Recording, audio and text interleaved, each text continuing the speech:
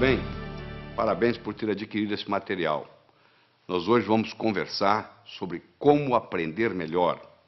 Use a cabeça e vença o desafio. Ou, em outras palavras, como se tornar um profissional na arte de aprender. Porque a gente passa muito tempo da nossa vida estudando. Só que, infelizmente, nós não somos ensinados a como estudar, a como tomar nota em sala de aula, a como memorizar, a como se preparar para a prova, como fazer prova. E cada vez o mundo está ficando mais complexo.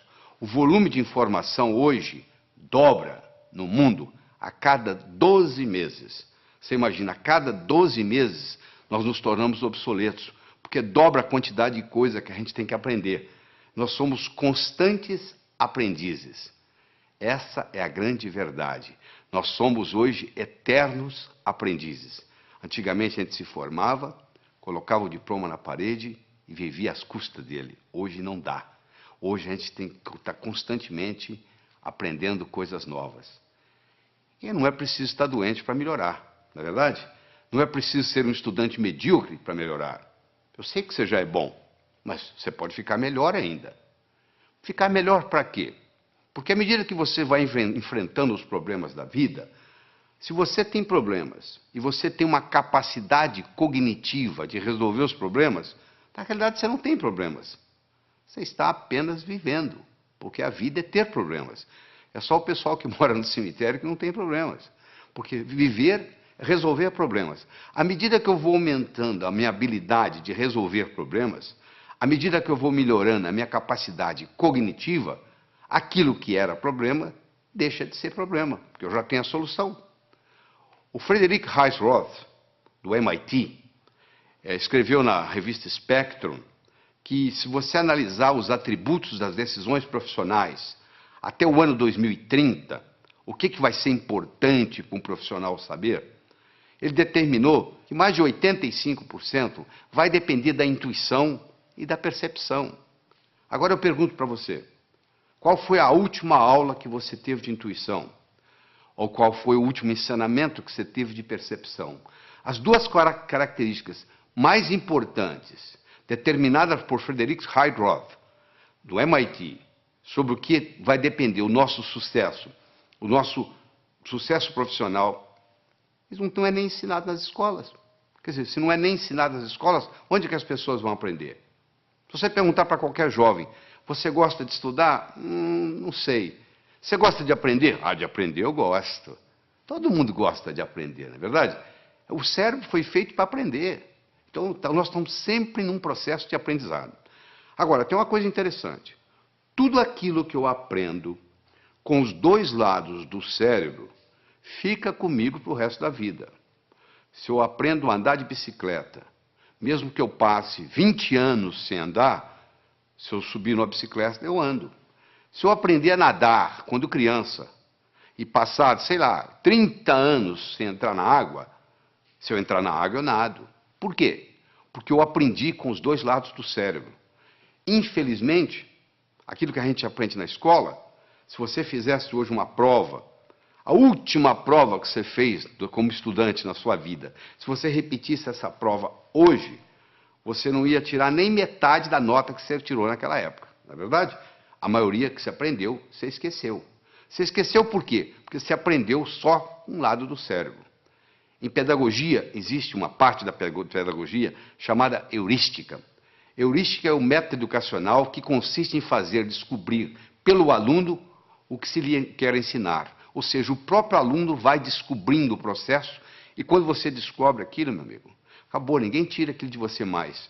Eu digo para o aluno o seguinte, se você entender claramente o que o professor está ensinando na aula, você não precisa estudar em casa. Você já tem o material pronto. Como que eu vou, o que eu tenho que fazer? Eu vou anotar palavras? Eu vou anotar números? Não. Você não vai anotar nem palavras, nem números. Você vai anotar ideias.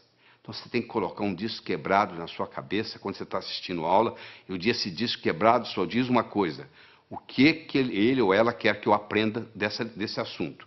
O que ele ou ela, professor, professora, quer que eu aprenda desse assunto. Esse disco quebrado vai ficar rodando durante todo o período da aula que você está assistindo. E você vai anotar não mais palavras ou números. Você vai passar a adotar ideias. Esse aqui é o grande segredo. Quando nós somos crianças, nós não temos nenhum medo de errar.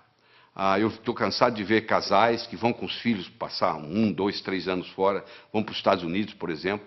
As crianças voltam falando inglês e o pai e a mãe não voltam falando inglês tão bem quanto as crianças. Porque o pai e a mãe ficam naquele negócio. Bom, quando eu estiver falando bem, aí eu vou falar. Só que para falar bem tem que praticar. Como a criança não tem essa dificuldade, ela não tem esse problema, o que acontece? Ela fala. Porque o erro é parte integrante do processo de aprendizado. O erro, quando bem interpretado, é altamente pedagógico. Quando tudo dá certo, você não aprende nada. Agora, quando dá errado, você pode aprender com erro. Então, a primeira sugestão que eu tenho para você é erre, porque é errando que você aprende. Se você fica com muito medo de errar, o que acontece? Você não aprende nada. Existem pessoas que se fecham totalmente. Elas acham que já passou o tempo de escola, que agora não precisa aprender mais nada, que o que ela aprendeu é o suficiente para o resto da vida, o que não é verdade. Como o conhecimento dobra a cada 12 meses, aquilo que você aprendeu provavelmente vai servir muito pouco, porque muita coisa vai modificar. O mundo hoje não é mais de quem sabe. O mundo hoje é de quem aprende. Porque quem sabe pode saber coisas que são obsoletas, que não servem mais. Muitas vezes o que atrapalha a gente não é o que a gente não sabe, é o que a gente sabe e que não funciona mais. E a gente aprende com o quê? A gente aprende com o cérebro. Então, se você me permite, eu vou ter uma conversa com você agora sobre a estrutura cerebral, sobre a anatomia e sobre a fisiologia cerebral. Nós temos, na realidade, dentro do nosso cérebro, dentro do nosso crânio, melhor dizendo, 3 cérebros. Nós temos o cérebro reptiliano porque nós herdamos dos répteis. Temos o cérebro neomamífero, que herdamos dos mamíferos.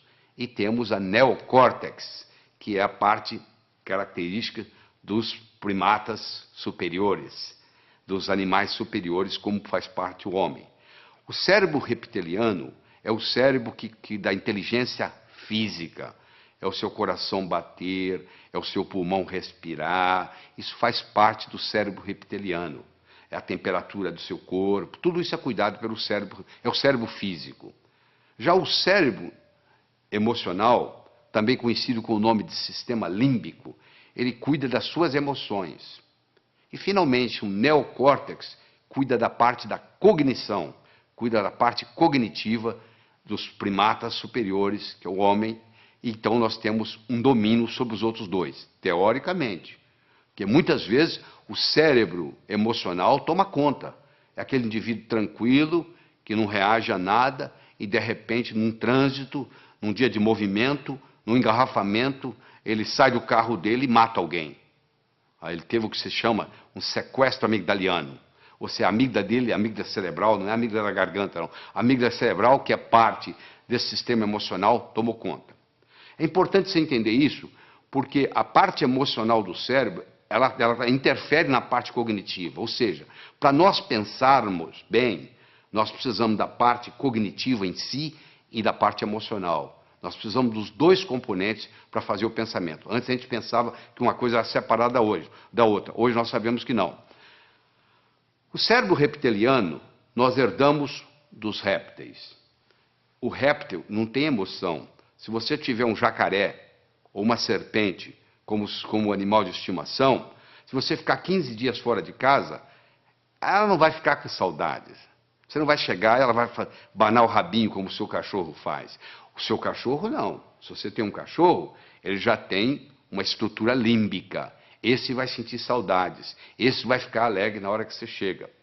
E o neocórtex, teoricamente, é para controlar tudo isso aí. Teoricamente, para controlar. Às vezes não controla. Esse neocórtex ele se divide em 2 hemisférios. O hemisfério esquerdo, que é lógico, que é matemático, que é verbal, que é digital, e o hemisfério direito, que é analógico, que é visual, que é intuitivo. É mais ou menos assim, um passarinho para voar precisa de 2 asas. Uma parte é racional, a outra parte é emocional. Fizeram estudos em 1940 e pouco, até o Roger Spear, que fez o estudo, ganhou o Prêmio Nobel de Medicina, mostrando que se você seccionar uma estrutura chamada corpo caloso, que separa o hemisfério esquerdo do direito, você vê que eles têm essas funções totalmente diferentes. E quando cerrado, quando cortado o corpo caloso, eles começam a trabalhar de uma forma independente e às vezes muito problemática. Alguns dos pacientes comissurotomizados, chamava-se comissurotomia essa cirurgia, um deles não conseguia sair de casa. Ele abotoava a camisa com a mão direita, desabotoava com a mão esquerda, abotoava com a mão direita, desabotoava com a mão esquerda. Porque um cérebro não coordenava com o outro. No cérebro está armazenada a nossa inteligência, que nos diferencia dos outros animais. O que é inteligência? Eu estou perguntando para você agora. O que você acha que é inteligência? Qual seria a sua definição de inteligência? Deixa eu lhe dar uma definição de trabalho. Inteligência é a habilidade em fazer distinções, fazendo visível o invisível e com isso podendo intervir. Se alguém estiver envenenando a minha água com arsênico e eu não sei, eu vou continuar tomando a água e posso morrer envenenado. Eu só vou parar de tomar a água se eu estiver consciente de que eu estou sendo envenenado. Ou seja, na hora que eu fiz a distinção que eu estava sendo envenenado, que eu parei de beber água. Aquele que pode ver o invisível pode fazer o impossível. O que eu quero dizer com isso? Se eu consigo ver algo que você não consegue, eu consigo fazer algo que você não consegue. Dá uma olhada nessa imagem que está aí na tela. O que é isso aí? Se você nunca leu um livro meu, se você não leu o meu livro Sucesso Não Ocorre Por Acaso, provavelmente você está vendo aí borrões de tinta. Eu vou dizer para você, tem mais que borrões de tinta aí. Aí tem uma vaca, aliás, uma novilha Nelore. Olha aí para você ver. Agora você viu, né? Sabe por que você viu? Porque eu lhe dei o referencial. Você está vendo as orelhas, os olhos, o focinho. Está aí a vaca. Agora que você viu, agora que você tem o referencial, agora eu posso tirar o referencial daí, eu vou tirar, continue olhando para os olhos da vaca. Olha que interessante, agora você consegue ver a vaca. Por que você consegue ver? Porque eu lhe dei um modelo antes de você olhar para a figura. Aí você olhou, você teve o referencial, e aí depois que você teve o referencial, você consegue ver independente do referencial. Ou seja, você ficou mais inteligente para ver essa figura. Você agora vai ver coisa que outros que não estão treinados não são capazes de ver. Howard Gardner, o professor de Harvard, que está lá há muitos anos, desenvolveu o conceito das inteligências múltiplas. Ele começou dizendo que havia pelo menos 7 inteligências, hoje ele já chega a 9. Eu quero discutir com você aqui as 7 inteligências iniciais de Howard Gardner. A primeira inteligência é a inteligência lógico-matemática, que, em geral, os homens têm um pouco mais desenvolvido que as mulheres. Você deve conhecer vários matemáticos famosos. Me cita algumas matemáticas famosas. Provavelmente você teria dificuldade, não é verdade? Em geral, os homens são mais racionais do que as mulheres. Até as mulheres reclamam. Meu marido é racional demais. Exatamente isso. Eu tive a oportunidade de escrever um livro, Como Passar no Vestibular. Esse livro eu estudei 18 jovens que tiraram o primeiro lugar no vestibular em diferentes capitais do Brasil. Eu estudei esses jovens e mostrei como é que eles faziam para tirar o primeiro lugar no vestibular. Você imagina que em 40 mil candidatos, uma pessoa tira o primeiro lugar. Essa pessoa, ela tem algo diferente. Você tem que analisar o que ela tem de especial, porque ela tem algo diferente. Então vamos analisar o que é. Existem várias características que eu vou ter a oportunidade de discutir com você aqui durante essa apresentação. Mas uma delas é que eles tinham uma inteligência lógico-matemática diferente. Ou seja, a capacidade de raciocínio era diferente. E a boa notícia é que nós podemos desenvolver a nossa capacidade lógico-matemática. Eu vou mostrar mais tarde como que isso é feito. Howard Gardner mostrou que a segunda inteligência que nós temos é a inteligência corporal. Um atleta, por exemplo, um atleta de Olimpíada, tem uma inteligência corporal superior à média. Os homens, em geral, têm uma inteligência corporal superior às mulheres. O recordista de 100 metros, hoje, não é uma mulher, é um homem. Ou seja, o homem tem uma força física maior, uma velocidade maior, uma estrutura óssea mais resistente, etc, etc, etc. Isso é uma inteligência corporal, que claro que pode ser melhorada se você tem os nutrientes apropriados para isso. Falando em nutrientes, já que nós estamos aqui como aprender melhor, eu quero fazer um comentário sobre o ômega 3. Está aí mostrando aí o livro famoso do Dr. Stoll, professor de Harvard, The Omega 3 Connection. Ele mostrando o seguinte, a importância do ômega 3 para o cérebro. Uma parte do nosso cérebro, aquela parte do sistema límbico, os neurônios, tem como principal nutriente o ácido graxo ômega 3. Infelizmente, na dieta ocidental, hoje nós temos 20 vezes mais ômega 6 do que ômega 3. E o ideal seria ter no máximo 3:1, e nós temos 20:1. E isso causa uma série de problemas, inclusive problemas de aprendizagem na escola. Muitos alunos têm problema de aprender na escola porque tem excesso de ômega 6 ou deficiência de ômega 3 no cérebro. Então, a pessoa que ingere maior quantidade de ômega 3 tem a facilidade de aprender mais. Se você tem filho que está na escola, pode checar isso. Se o seu filho começar a fazer uma dieta onde aumenta a ingestão de ômega 3, ele vai melhorar na escola. Outra coisa importante sobre alimentação que eu gostaria de conversar com você é o ovo. Existe um mito, nada mais do que um mito, de que o ovo aumenta colesterol. Isso não é verdade. Não existe nenhum trabalho científico mostrando que o ovo aumenta colesterol. O trabalho mais sério que tem sobre ovo, eles pegaram 30 estudantes de medicina de Harvard, deram 25 ovos por dia durante 3 meses, e sabe o que aconteceu com o colesterol? Baixou. O ovo é o segundo alimento mais completo. O primeiro alimento mais completo é o leite materno. O segundo é o ovo. O ovo só não tem uma coisa, vitamina C. O resto dele é completo. Então, se você quer melhorar a sua capacidade de aprender, passe a fazer um uso mais frequente de ovos. Claro que se você fritar o ovo, o que vai causar problema não é o ovo em si, mas a fritura.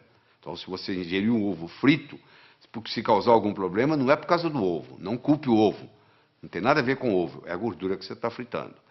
E eu gostaria de, en passant, fazer um comentário aqui, que hoje existem as chamadas smart drugs. Existem hoje medicamentos, claro que você tem que procurar seu médico, conversar com seu médico sobre isso, mas existem hoje medicamentos que são capazes de ajudar a aumentar a inteligência. Hoje, com a neurociência, mostrou-se vários nutrientes cerebrais que podem aumentar a inteligência, a capacidade de raciocínio, a concentração. Tudo isso pode ser feito, claro que tem que ser feito sob orientação médica. Eu não vou citar aqui nenhum medicamento, você procura o seu médico, conversa e diz, fiquei sabendo que existe uma coisa chamada smart drugs.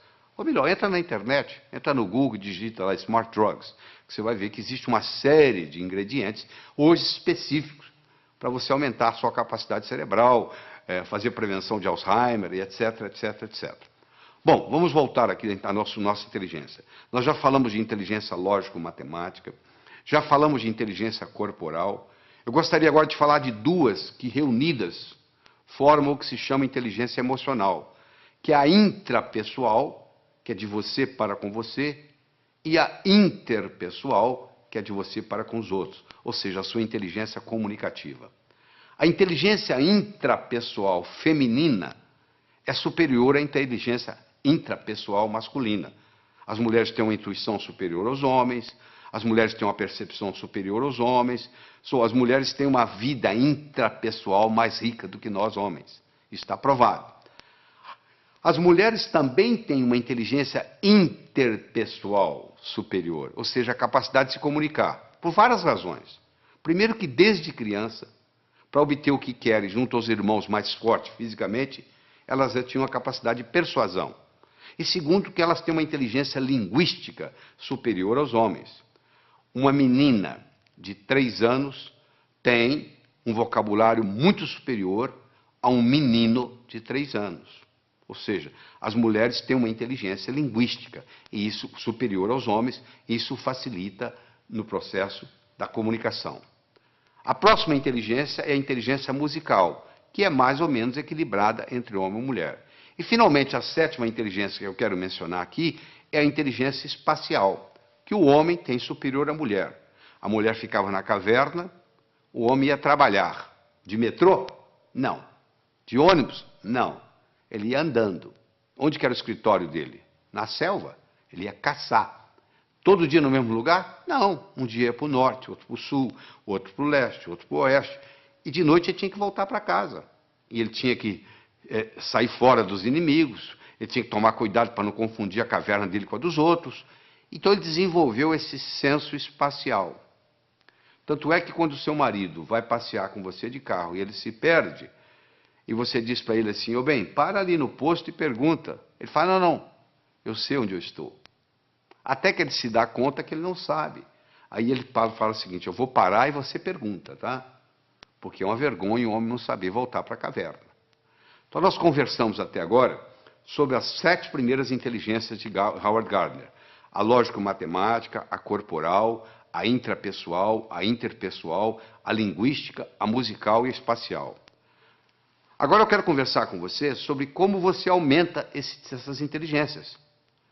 No processo de aprender, tem 3 modos básicos. Ou a gente aprende olhando, ou a gente aprende escutando, ou a gente aprende fazendo. Nem todo mundo aprende do mesmo modo. Tem pessoas que são visuais. Bate o olho, está resolvido. Tem pessoas que são auditivas, só precisa escutar. E tem pessoas que precisam fazer. Então você pergunta assim, tomar nota em sala de aula é bom ou ruim? Eu falo, depende do seu tipo de aprender. Se você é o tipo sinestésico de aprender, tomar nota em sala de aula vai te fazer uma diferença enorme, porque você tem que estar anotando. Agora, se você é do tipo visual ou do tipo auditivo, já não faz muita diferença. Olha que interessante. Às vezes uma família tem uma criança, um filho, todo mundo na família sabe que aquela criança é super inteligente. E a criança não se dá bem na escola. E vem reclamações, etc. e tal. E aí eles taxam que essa criança tem o que se chama de learning disability. Ou seja, tem uma dificuldade de aprendizagem. Só que essa criança, muitas vezes, ela é sinestésica. E o sistema ensinado na escola, em geral, é audiovisual. O professor, a professora, o que fala, escreve lá no quadro. E essa criança é inquieta, porque ela tem que fazer, ela é sinestésica. E ela não aprende. Não é porque ela não tem a capacidade de aprender, é porque o sistema de ensino não está apropriado a ela. Não é uma learning disability, é sim uma teaching disability. Esses que não estão sabendo ensinar. Existem testes, você pode fazer teste, eu tenho livros sobre a comunicação global, no último capítulo tem um teste, você pode olhar, você faz um teste em 10, 15 minutos, você tem uma ideia, se você é mais visual, se você é mais auditivo, se você é mais sinestésico. E isso faz uma diferença enorme, às vezes você está aprendendo do modo errado, às vezes você não é um estudante brilhante, porque você está tentando aprender num canal diferente daquele que é característica sua. Eu quero falar sobre uma outra coisa muito importante aqui, é sobre o movimento dos olhos. Você já percebeu que à medida que você vai conversando, os seus olhos estão movimentando em todas as direções? Pois é, basicamente, nós podemos colocar os nossos olhos em 9 posições diferentes. Você pode olhar para cima, para a esquerda, para o centro, para a direita. Você pode olhar na horizontal, para a esquerda, para o centro, para a direita. Você pode olhar para baixo, para a esquerda, para o centro, para a direita. Bom, vamos tirar as posições centrais, porque não tem nada a ver com a nossa aula aqui hoje, com a nossa conversa aqui hoje. Sobram 6 posições, 2 para cima, 2 na horizontal, 2 para baixo. Não é verdade? Todas as vezes que você movimenta os seus olhos para cima, você ativa a parte visual do cérebro.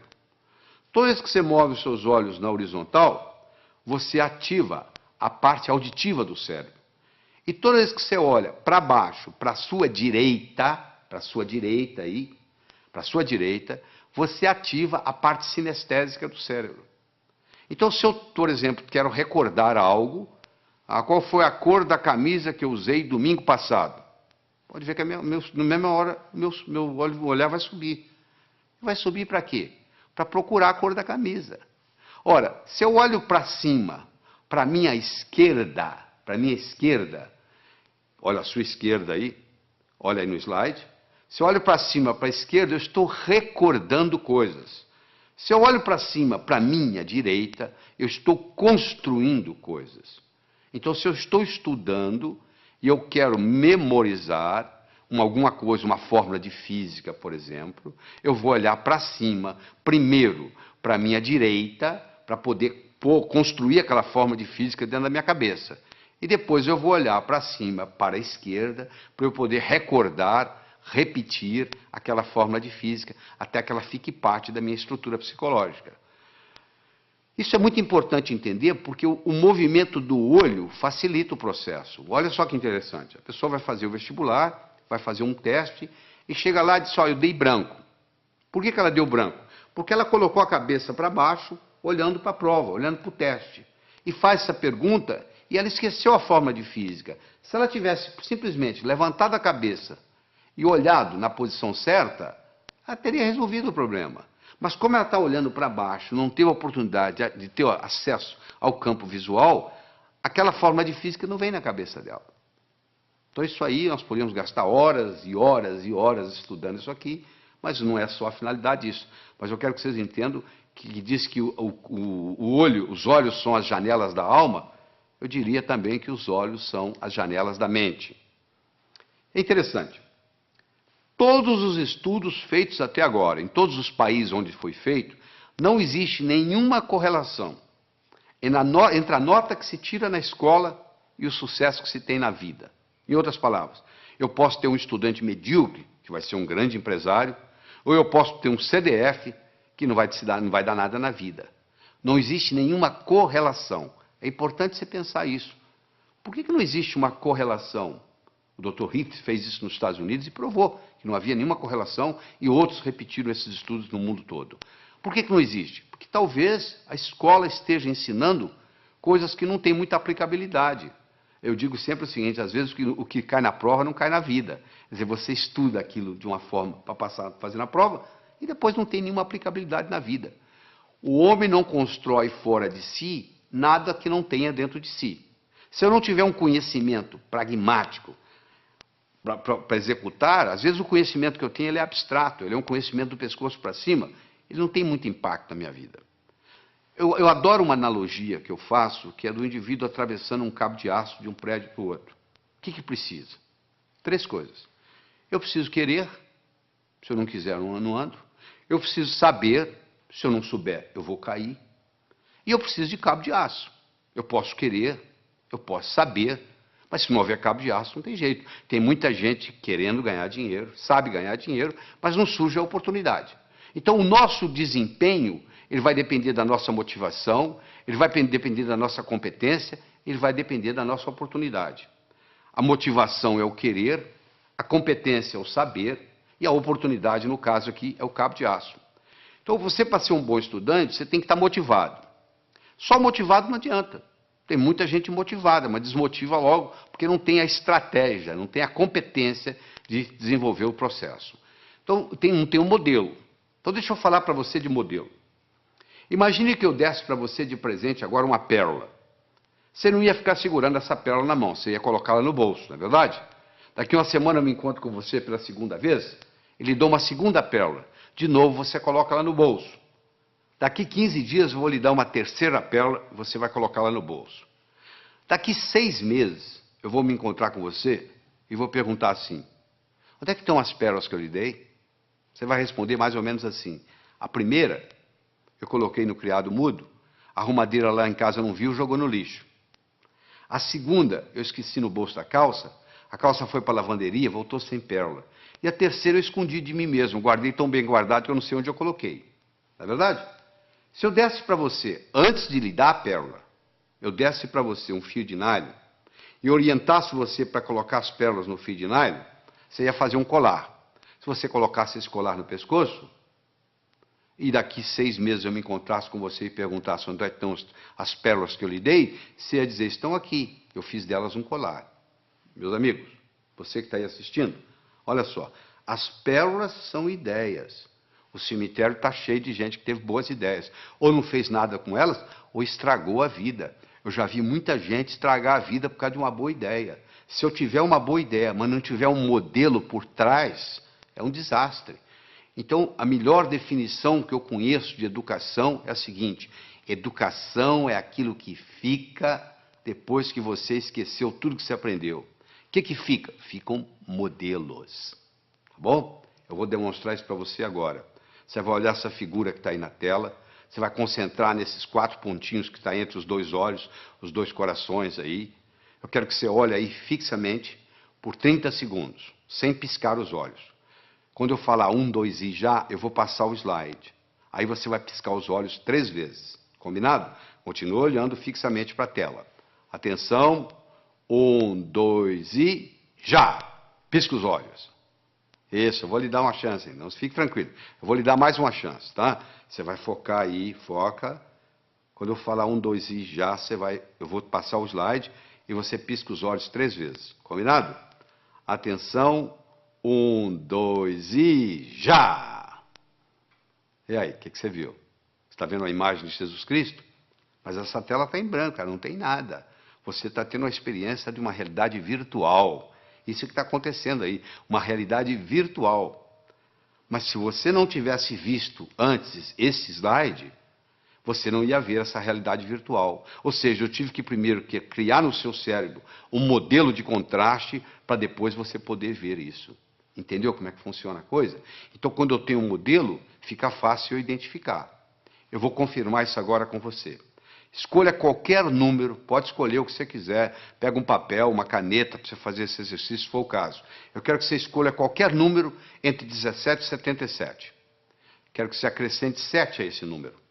Acrescentou? Muito bem. Eu quero que você multiplique a soma por 2. Então você vai escolher um número entre 17 e 77, você vai acrescentar 7, você vai multiplicar a soma por 2, dessa soma você vai subtrair 4. Aí agora você divide o resultado por 2. Então você escolheu o número, você acrescentou 7, você multiplicou a soma por 2, você subtraiu 4 e você dividiu o resultado por 2. Agora você subtrai o número original. Subtraiu? Pois é, você sabe qual é o resultado? Não precisa falar não que eu já sei. 5. Sabe por que eu sei? Porque eu criei um algoritmo cujo resultado dá 5. Você quer ver? Olha só, eu criei um algoritmo assim. Você escolhe um número X, você acrescenta 7 a esse número, tá certo? Aí você pega esse resultado, x mais 7, multiplica por 2, dá 2x mais 14. Você pega esse 2x mais 14, você tira 4, dá 2x mais 10. Você pega esse 2x mais 10, divide por 2, dá x mais 5. Você tira o número original, que é x, o que sobra? 5. Não é mágica, não, isso é tecnologia. O resultado vai dar 5, não tem nenhuma dúvida. Então, eu criei um algoritmo cujo resultado é 5. Do mesmo modo que eu posso criar um algoritmo para ter sucesso profissional, e o resultado vai ser sucesso. Então, quando eu tenho um algoritmo, quando eu tenho um programa testado, e eu coloco aquilo na minha estrutura psicológica, o resultado é muito simples. Quer ver? Eu vou fazer mais um teste com você. Eu quero que você conte quantos triângulos você consegue ver nessa figura. Eu sei que tem triângulos aí, os mais variados. Ó. Tem o triângulo AG, AGB, tem o BHC, e assim vai. Se nós pudéssemos ficar aqui uma meia hora conversando, você ia começar a descobrir triângulos para cá. Você diz, peraí, tem um triângulo aqui que é o ADB que eu não contei. Ih, peraí, tem o AEB. Olha, vai aparecendo, vai aparecendo, vai aparecendo. E eu quero saber se hoje o salário seu desse mês depende de você descobrir quantos triângulos tem aí. E eu vou obter resultados diferentes, dependendo do aluno que tiver, ou quem estiver fazendo isso. Mas se eu lhe der um modelo que eu vou dar agora, olha só que bonito. Nós temos 10 triângulos simples. Olha lá, o triângulo AGB, BHC, CHI, CID, DIJ, DJE, EJF, EFA, AFG e chega no AGB. Ou seja, você conta, tem 10 triângulos simples. Muito bem. Tem 10 triângulos duplos. O que é triângulo duplo? Eu tenho um triângulo que é o AHB, que é um triângulo duplo, ele tem 2 dentro dele. Eu tenho um triângulo que é AFB, ele também é duplo. Em cada base eu tenho duplos. Se eu tenho 5 bases, 5 vezes 2, 10, eu tenho 10 triângulos duplos. Eu tinha 10 triângulos simples, agora eu tenho 10 triângulos duplos. Eu tenho 5 triângulos grandes, como o ADB, como o BEC. E assim vai, você vai como CAD, são triângulos grandes, são 5. Então eu tinha 10, com mais 10, 20, com mais 5, 25. Eu agora tenho os chamados triângulos triplos. O ABC é um triângulo triplo, o BCD é um triângulo triplo. E cada triângulo triplo, no seu oposto, ele tem um outro triângulo. O triângulo triplo ABC tem o AJC, olha aí. O triângulo triplo BCD tem o BFD. Isso, como eu tenho 5, 5, 10. Então eu tenho um total de 10. Eu tenho 10 simples, 10 duplos, 5 grandes e 10 triplos. Eu tenho 35 triângulos. Mas eu perguntei quantos triângulos você conseguia ver nessa figura. Se você olhar a letra A, dentro dela existe um triângulozinho. Então a resposta certa seria 36. Isso não é pegadinha. Cuidado com a pergunta que é feita. Por isso que muita gente não passa no vestibular. Parece que a pergunta é pegadinha. Não, quantos triângulos você consegue ver nessa figura? Dentro da letra A tem um triângulo, que é aquele triângulozinho que você está vendo lá. Então o total seria aí 36. Agora que você aprendeu a contar os triângulos simples, os duplos, os triplos, os grandes e o que está nas letras, pronto, agora você criou um modelo de como contar triângulos. A sua inteligência para contar triângulos aumentou. Você deve estar perguntando, mas o que isso tem a ver? O que eu vou fazer na vida se eu aumentei minha inteligência para contar triângulos? Não, eu estou dando um exemplo. Do mesmo modo que você aumentou a sua capacidade de contar triângulos, se eu lhe der modelos outros, que nós vamos estar dando aqui durante essa apresentação, isso vai melhorar tremendamente o seu estudo. Eu mencionei que eu escrevi um livro chamado Como Passar no Vestibular. Esse livro foi fruto de um trabalho onde eu trouxe a São Paulo 18 jovens que tiraram o primeiro lugar no vestibular em diferentes capitais do Brasil. Eu trouxe 19 professores de cursinho, com pelo menos 15 anos ensinando gente a passar no vestibular, e vários vestibulandos, primeiro aluno de turma de grandes cursinhos em São Paulo. Durante 12 horas, nós respondemos apenas uma pergunta. O que faz um jovem passar em primeiro lugar no vestibular? E depois de toda essa análise, nós descobrimos 3 coisas básicas que existem em todos os que passam em primeiro lugar. Primeiro é a autoconfiança. Só a autoconfiança não faz você passar no vestibular. Sem autoconfiança, você não passa no vestibular. Então, nós vamos ensinar a desenvolver a autoconfiança. Isso é importante. Aquele branco que dá na prova, muitas vezes, é falta de autoconfiança. Então, a autoconfiança é fundamental.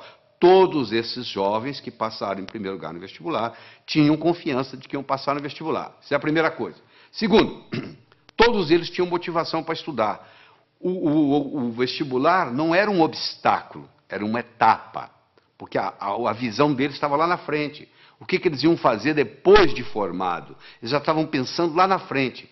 E aquele vestibular era nada mais, nada menos do que uma etapa, e não um obstáculo.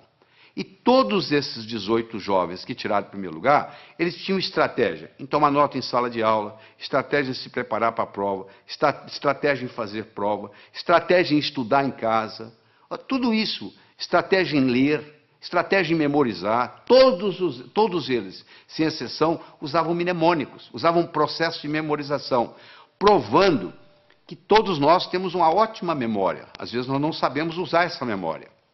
A Helen Keller, que, como você sabe, era surda, era cega, e etc, etc, etc, e acabou sendo uma grande escritora, eu recomendo você ler a biografia de Helen Keller, que é fabulosa, ela tinha uma frase famosa que ela dizia assim: jamais alguém concordará em rastejar se sentir um impulso para voar. Todo ser humano tem um impulso para crescer, faz parte do espírito humano. A pessoa nunca chega e fala, eu quero piorar. Todo mundo está querendo melhorar, não é verdade? Você, eu, todos nós estamos querendo melhorar. Agora, que infelizmente, uma pequena minoria consegue isso, que a maioria navega na vida, a deriva. Por quê? Porque lá na escola, o professor não soube ensinar a pessoa como estudar. Porque já que você vai estudar tantos anos, já que você vai depender de tudo isso, da leitura, tanto tempo, nós brasileiros lemos numa velocidade muito lenta. Nós temos um problema muito grande com leitura. E eu vou ter a oportunidade de discutir isso aqui com você.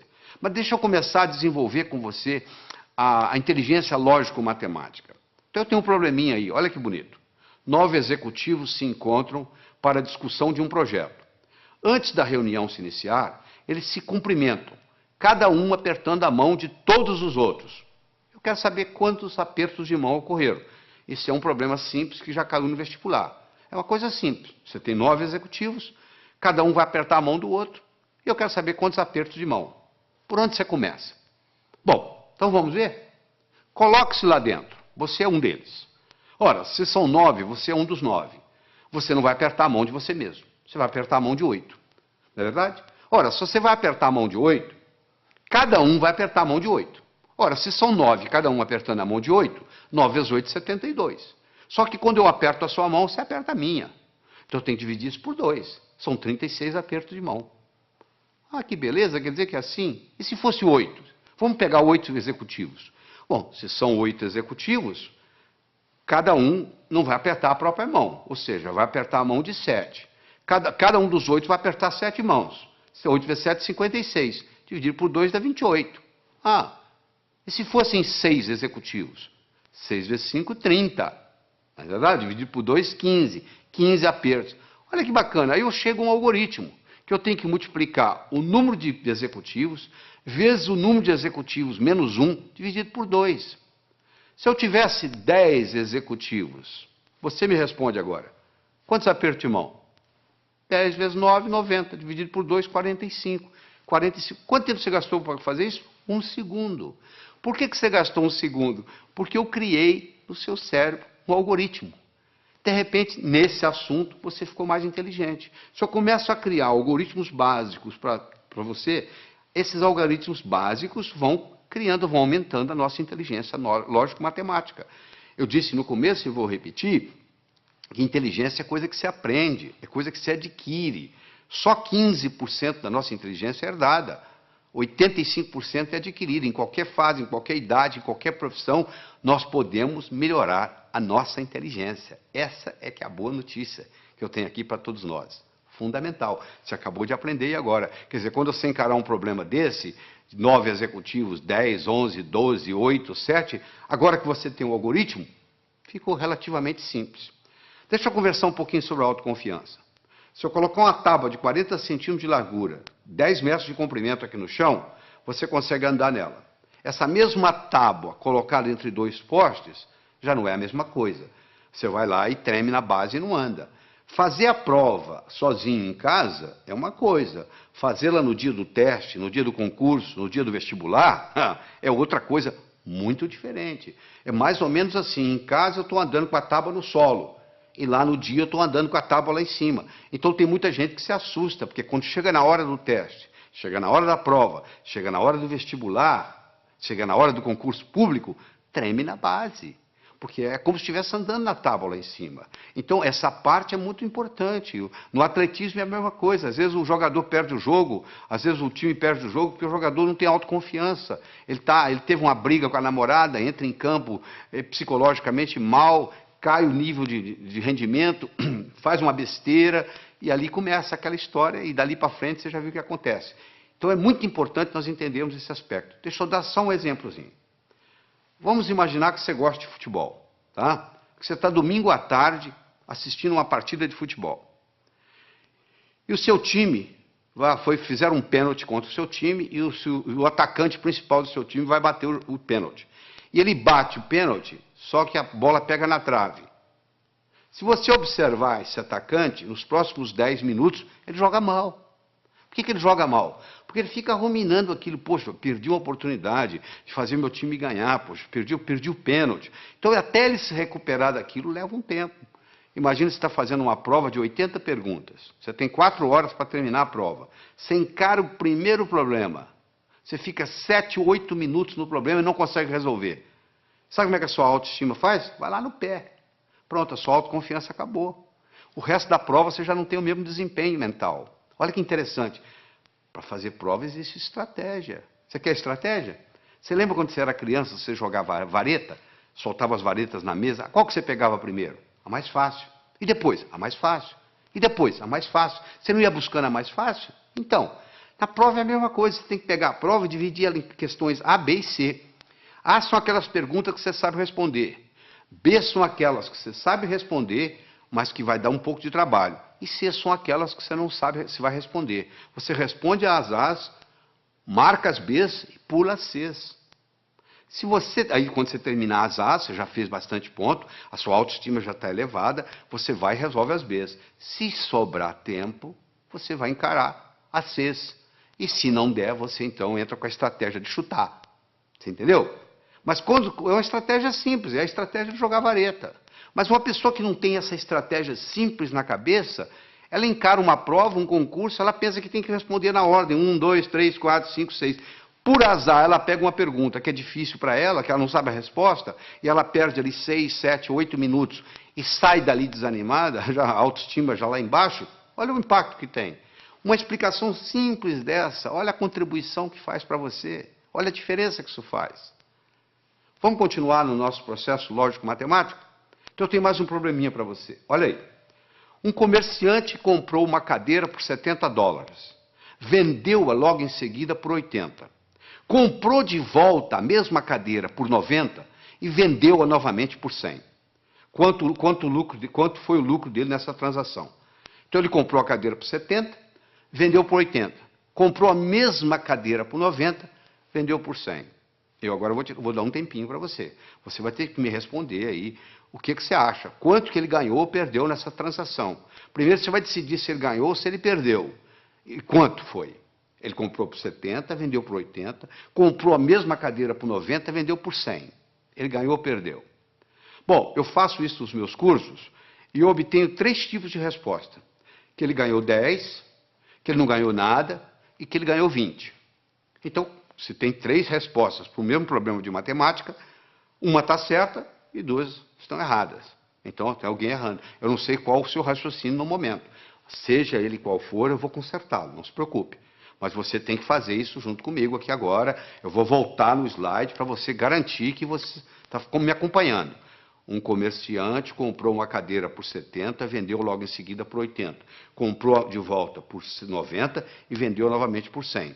Qual foi o lucro dele nessa transação? Então você vai ter que decidir se é o 1, se é o 2, se é o 3. Se ele ganhou 10, se ele não ganhou nada ou se ele ganhou 20. Se você acha que ele ganhou 10, você fez um tipo de raciocínio que está exposto aí no slide para você ler em detalhes. Você raciocinou de um modo que o seu resultado foi 10. Você acompanha aí o raciocínio na tela aí, foi o raciocínio que você fez. O comerciante comprou uma cadeira por 70, vendeu por 80, teve um lucro de 10. Ele comprou novamente a cadeira por 90, após ter vendido por 80, perdendo, portanto, os 10 que ele ganhou. E ele então vendeu por 100, após ter comprado por 90. Portanto, o lucro foi de 10. Esse é o raciocínio de quem acha que é 10. Tem gente que pensa diferente, tem gente que pensa que não houve lucro. Ele pensa que se ele vendeu por 80, após ter comprado por 70, ele ganhou 10. Ele então perdeu 20, comprando-a de volta pelos 90, que originalmente ele tinha comprado por 70, ele perdeu 20. Ele então ganha 10 vendendo por 100, e, portanto, ele chega à conclusão que ele não ganhou nada. Então esse é o que diz que ele não ganhou nada. E tem aquele seguinte, olha só. Se ele comprou a cadeira por 70 na primeira vez e comprou por 90 na segunda, ele desembolsou 160 no total, não foi? Se ele vendeu a primeira vez por 80 e vendeu a segunda por 100, ele, na realidade, recebeu 180. Ora, se ele desembolsou 60 e desembolsou 160 e recebeu 180, quanto que ele ganhou? Ele ganhou 20. É só se imaginar que você tem um bolso para comprar e um bolso para vender. O que sai e o que entra. Olha que interessante, se eu tivesse dito para você assim, um comerciante comprou uma cadeira por 70, vendeu por 80. No mesmo dia ele comprou um relógio por 90, vendeu por 100. Quanto que ele ganhou? Você não teria nenhum problema em responder. Ele ganhou 10 da cadeira, ganhou 10 do relógio, ganhou 20. Como eu falei que era a mesma cadeira, eu já compliquei a sua vida. Olha o que a linguagem faz na vida da gente. A linguagem pode facilitar o nosso processo, ou pode complicar o nosso processo. Você acabou se complicando apenas por um processo linguístico. Isso é um problema de vestibular, caiu em vestibular já justamente confundindo, parecendo uma pegadinha. Na realidade não é pegadinha. Isso aí é para mostrar o raciocínio e mostrar a influência que tem. Então uma pessoa pode muito bem melhorar sua capacidade de raciocínio. Eu tenho aqui 4 pilares do raciocínio. Um eu chamo de passo a passo, o outro eu chamo de visualização, o outro eu chamo de reformulação e o outro eu chamo de exclusão. Esses são os 4 pilares. Quando eu ensino para a pessoa a trabalhar com esses 4 pilares, essa pessoa automaticamente melhora a sua inteligência lógico-matemática. Então vamos fazer o seguinte, vamos começar com passo a passo. Eu tenho as seguintes cores. Eu gosto do laranja mais do que eu gosto do vermelho. Eu gosto do verde menos do que eu gosto do azul. Eu gosto do azul menos do que eu gosto do anil. Eu gosto do vermelho menos do que eu gosto do violeta. Eu gosto do verde mais do que eu gosto do amarelo. Eu gosto do violeta mais do que eu gosto do anil. E eu gosto do laranja menos do que eu gosto do amarelo. Qual é a minha cor favorita? Olha que eu tenho aqui só 7 cores. Imagine se eu tivesse 70 e fizesse esse raciocínio. Olha onde que você chegaria. Você pode começar a trabalhar nisso aí, se você vai ficar, tem gente que leva meia hora, 1 hora, e não consegue chegar à conclusão, porque não pegou o modelo ainda. Eu vou lhe ensinar o modelo, você vai resolver isso em 10 segundos. Porque é muito simples, olha como é que o modelo é simples. A primeira está escrita assim, eu gosto do laranja mais do que do vermelho. Então laranja passa a ser a minha cor favorita. Eu vou procurar onde é que tem laranja, vai lá no 7 tem laranja. Lá está dizendo que eu gosto mais do amarelo do que do laranja. O amarelo passa a ser a minha cor favorita. Eu vou procurar onde tem amarelo. Eu vou lá no 5, tem amarelo. Eu gosto do verde mais do que do amarelo. O verde passou a ser a minha cor favorita. Vai lá no 2, onde está o verde. Olha lá. Eu gosto do verde menos do que do azul. O azul passou a ser a minha cor favorita. Eu vou onde tem azul. Eu vou lá no 3, tem azul. Eu gosto do azul menos do que eu gosto do anil. Anil passou a ser a minha cor favorita. Eu vou lá no 6, olha lá. Eu gosto de violeta mais do que eu gosto de anil. Violeta passou a ser a minha cor favorita. Eu vou lá no 4, onde tem violeta, e confirmo. O violeta gosto mais do que o vermelho. Com a conclusão que eu cheguei, a minha cor favorita é o violeta. Olha que bacana. Na hora que eu criei esse esquema, pronto, agora ficou fácil. Eu tenho um modelo, sabe por quê? Eu aprendi a pensar passo a passo. Esse é um jeito, é aprender a pensar passo a passo. Você já deve ter aprendido o teorema de Pitágoras, né? O quadrado da hipotenusa é igual à soma dos quadrados dos catetos. Se a minha hipotenusa é 5, que no caso aí é o A, o quadrado de um dos catetos é 4, 4 vezes 4, 16, do outro é 3, 3 vezes 3, 9, 16 e 9, 25, o quadrado de 5 é 25. Não é isso? E daí? O que eu vou fazer com esse? O quadrado da hipotenusa é igual à soma dos quadrados dos catetos. O que isso vai ter? A aplicabilidade que isso vai ter na minha vida? Olha aí na figura. Você está vendo aí, ó? Está aí a hipotenusa, que são 25 quadrados. Um cateto, que é o B, é 4, dá 16 quadrados. O outro é 3, dá 9. 16 e 9, 25. Se eu estou numa arquitetura, numa construção, eu quero construir 2 salões que correspondem a um terceiro. Olha aí, se eu uso isso aí, está resolvido o problema. Olha a aplicabilidade que isso tem. Agora que você visualizou, você entendeu a aplicabilidade, agora você tem motivação para aprender. Então, uma coisa é o passo a passo, outra coisa é a visualização. O terceiro pilar do pensamento é a reformulação. Quanto que é 2/3 de uma metade? Você sabe? 2/3 de uma metade. Metade de 2/3 é 1/3. Então, você reformulou, mudou a ordem e resolveu. Às vezes você não resolve o problema porque você não está sabendo reformulá-lo. Você reformulou, você está numa prova, reformula o problema. Às vezes você não resolve daquele jeito. Você tem dificuldade em dizer quanto é 2/3 de uma metade, mas você não tem dificuldade em dizer quanto que é metade de 2/3. Falou? E, finalmente, nós vamos conversar sobre o pilar da exclusão. Eu tenho aqui um probleminha muito simples.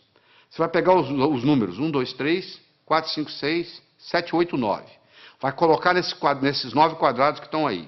De tal forma que, se eu somar na horizontal, somar na vertical ou somar na diagonal, tem que dar 15. Não interessa como eu somar, tem que dar 15. Bom, poxa, complicado? Não, não é complicado. Quer ver como é simples? Primeiro, qual que é o quadrado mais importante? O do meio. Porque ele participa da vertical, ele participa da horizontal, ele participa da diagonal. Ele é o que mais participa de tudo. Então, se eu resolver esse problema aí, eu resolvo praticamente 90% do problema. Qual o número que eu vou colocar aí? Eu não posso colocar o 1.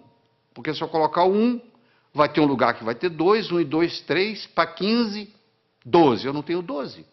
Eu não posso colocar o 1, não posso colocar o 2, porque o 2 também vai ter um lugar que tem 1. Eu não posso colocar o 3. Por que eu não posso colocar o 3? Porque se eu colocar o 3 aí, vai ter um lugar que tem 1. 3 e 1, 4. Para 15, 11. Eu não tenho 11. Eu não posso colocar o 4, porque se eu colocar o 4 aí, vai ter um lugar que vai ter 1. São 5. Para 15, 10. Eu não tenho 10. Eu posso colocar o 9? Não.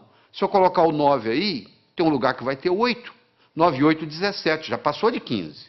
E se eu colocar o 7? Também não pode. 9 e 7, 16. Já passou de 15. E se eu colocar o 6? 9, 6, 15. O que sobra para o outro? Eu não tenho 0. Então eu vou excluindo, excluindo, excluindo, você chega à conclusão que só tem um número para eu colocar aí, é o 5. Aí na hora que eu coloquei o 5 aí, ó, a coisa fica muito simples. Você pode fazer você mesmo aí, você vai ver aí que se você somar na horizontal, somar na vertical, somar na diagonal, o resultado dá sempre 15. Eu comecei o problema, você fala, isso eu não consigo fazer. Não consegue, não. É porque você não tinha parado para pensar no processo da exclusão. Agora você tem o pilar da exclusão, da visualização, da reformulação, do passo a passo, e aí o processo vai. Então, nós já falamos, é importante você levar em consideração a motivação. Como é que você motiva? Você fica olhando a sua meta. E é uma coisa, gente, preparar para vestibular, preparar para concurso, preparar para a vida, não é uma corrida de 100 metros, é uma maratona. Você conversa com um maratonista, a estratégia é bem diferente de correr 100 metros. Porque o maratonista, ele sabe que vai demorar a corrida. O corredor de 100 metros sabe que vai acabar logo. Eu acho que eu tenho que aprender para a vida. Eu tenho que manter isso na minha memória. E o que acontece com a maioria dos estudantes? Aprende, esquece, aprende, esquece, aprende, esquece. E diz assim, minha memória é ruim, a memória não serve para nada. Não é só a memória que é ruim, é porque você não sabe usar a sua memória. Deixa eu lhe ensinar 3 segredos. A memória gosta de movimento. Uma coisa é eu pensar num cachorro parado, outra coisa é pensar num cachorro correndo. É totalmente diferente. Aquelas memórias que você tem na sua mente, elas estão lá na forma de filmes e não na forma de slides. Se você memoriza a coisa parada, você esquece.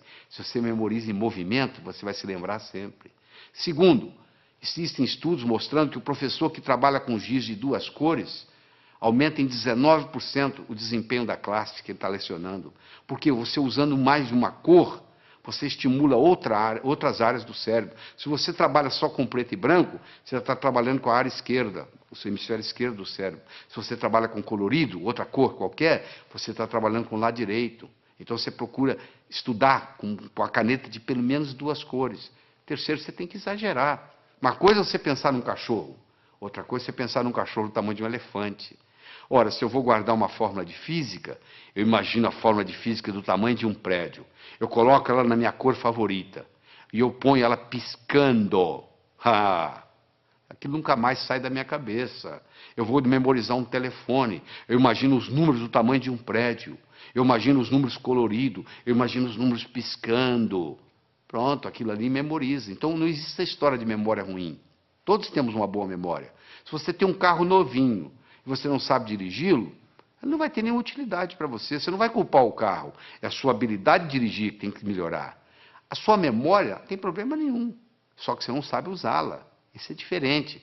Então ela gosta de movimento, ela gosta de cores, ela gosta de exagero, ela gosta de mnemônicos. Todos esses jovens, 18 jovens que eu estudei, que tiraram o primeiro lugar no vestibular, todos eles, sem exceção, trabalhavam com mnemônicos. Você quer ver um mnemônico simples? 30 dias tem abril, junho, setembro e novembro. De 28 só a 1, todos os demais 31. Pronto. Se o mês tem 30 ou tem 31 dias, está aí para você na tela aí, o mnemônico para você olhar. Então você tem que criar seus próprios mnemônicos, um jeito de você fazer para facilitar a sua memória. Todos os 18 jovens não só trabalhavam com mnemônicos, mas trabalhavam com fichas de revisão. Eles faziam verdadeiros baralhos, baralho de física, baralho de química, baralho de biologia, e eles iam colocando aquilo ali, fazendo toda noite antes de dormir, eles faziam uma revisão. A medicina mostra que os últimos 20 minutos, o que você vivencia nos últimos 20 minutos antes de dormir, rumina na sua cabeça a noite toda. Se você estuda o dia inteiro, vai assistir televisão e vai para a cama, o que vai ruminar não é o que você estudou durante o dia, é a televisão que você assistiu. Então você estuda o dia todo, vai, assista a sua televisão merecidamente, volta à mesa de estudos, estuda mais 10, 15 minutos, aí você vai para a cama, aí você vai passar no concurso, você vai passar no vestibular, porque você está ruminando a noite toda aqueles 15 minutos de revisão, e aí vem a hora da revisão. Você tem que ter como se fosse você vai ter que ter um fichário, como se fosse um baralho mesmo, um baralho de física, um baralho de química, um baralho de biologia, e você passa o olho ali, vai passando o olho. Repetição é a mãe do aprendizado, não é verdade? Como é que você aprendeu a andar? Você levantou, caiu, levantou, caiu, levantou, caiu, até que um dia você andou. Então é muito importante você entender isso. É muito importante você colocar ritmo e rima, é muito importante você... o contexto. É fundamental o contexto. Você não tem ideia do contexto. O contexto é assim, quer ver? Onde é que eu coloquei a chave? Onde é que eu coloquei aquela chave? Você não consegue se lembrar. Aí, de repente, você entra naquele quarto. Coloquei ali. Porque você entrou no contexto onde estava a chave. Ora, se eu estou lá na prova, eu estou tentando lembrar aquela fórmula de física, eu não consigo lembrar a fórmula de física, não consigo me lembrar, aí eu fecho os olhos, me transporto para a minha mesa de estudos, lá onde eu estudei aquela fórmula, de repente vem na cabeça. Isso é um truque espetacular para a memória. E outra coisa importante é a respiração ajudando na memorização. Nós desenvolvemos uma respiração que eu digo assim, inspire em 4, segure em 4, solte em 4. Por quê? Porque naquela posição que você fica para estudar ou para fazer prova, depois de um certo tempo, o oxigênio no seu cérebro começa a cair. E você sabe que o cérebro ele exige oxigênio e glicose para funcionar. São os dois combustíveis que o cérebro usa. Faltou oxigênio, o desempenho não é o mesmo. Faltou glicose, o desempenho não é o mesmo. Eu recomendo para as pessoas que vão fazer concurso, vão fazer vestibular, levar no bolso umas 3 ou 4 barrinhas de chocolate. A cada 40, 50 minutos dá uma parada, respira em 4, segura em 4, solta em 4, 4 vezes, reoxigena o cérebro, come a barrinha de chocolate, absorve a glicose, aí você abasteceu de novo para mais 40, 50 minutos. Isso faz a diferença, às vezes, entre passar e ter que fazer o cursinho no ano que vem, novamente. Deixa eu falar um pouquinho sobre leitura. 80% ou mais daquilo que você vai aprender na sua vida, você vai aprender através da leitura. Nós temos 3 tipos de leitura. Você faz a leitura do prazer, a leitura crítica e a leitura específica. Você vai procurar uma coisa específica e vai lá e pesquisa. O problema é que nós, brasileiros, temos uns vícios muito grandes com a leitura. Nós temos problema com a velocidade da leitura, temos problema com a compreensão e temos problema com a memorização. Essas 3 coisas estão juntas: velocidade, compreensão e memorização daquilo que lemos. Então, deixa eu mostrar uma coisa. Primeiro, a gente aprende a ler palavra por palavra, não é verdade? Nós aprendemos a ler palavra por palavra e aprendemos a ler em voz alta. Aí nós começamos a ler em voz alta e os nossos pais dizem assim, não, para, você já leu bastante, lê agora em voz baixa. Só que você diminui o som, mas continua lendo com a garganta. Esse fenômeno recebe o nome de subvocalização. Só que a nossa garganta não permite falar mais do que 180, 190 palavras por minuto.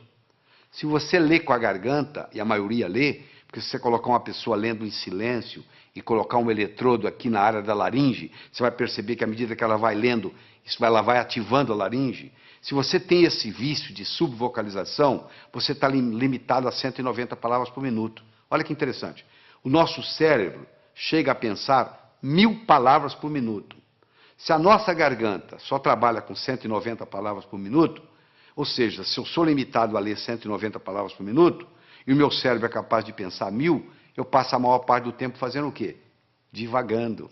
Eu fico desatento.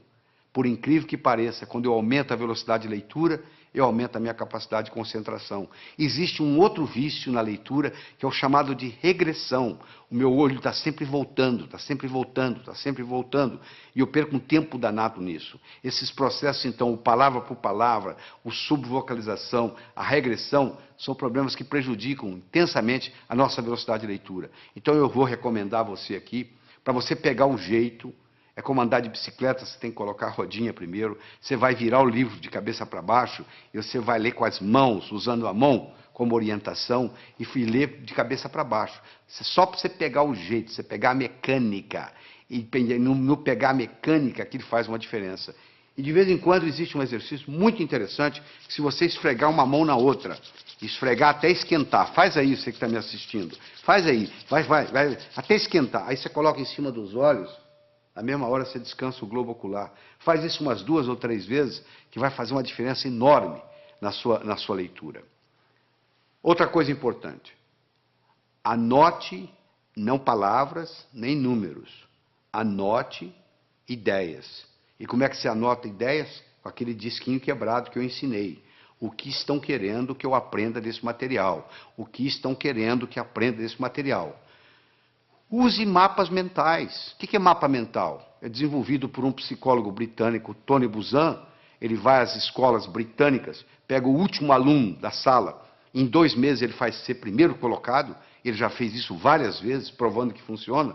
Ele mostra que um modo de você anotar usando um mapeamento mental, chamado Mind Map, O mapa mental é o modo como o cérebro aprende, e isso alavanca tremendamente. Você dá uma olhada aí no slide que eu estou projetando, você vai ver como é que é o mapa mental, entra na internet, faz uma pesquisa de mind map, ou um mapeamento mental, e você vai aprender a fazer esse processo, como se fossem árvores com seus galhos.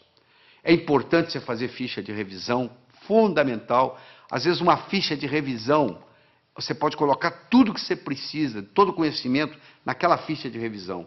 E só de você bater o olho ali, aquilo vai reforçando, vai reforçando, vai reforçando, e geralmente você faz isso antes de dormir. Repetição é a mãe do aprendizado. Você aprendeu a andar como? Levantou, caiu, levantou, caiu, levantou, caiu, até que um dia você andou. Outra coisa importante, o aprendizado é mais eficaz quando ele é divertido. Você tem que se divertir, você não pode estudar de mau humor.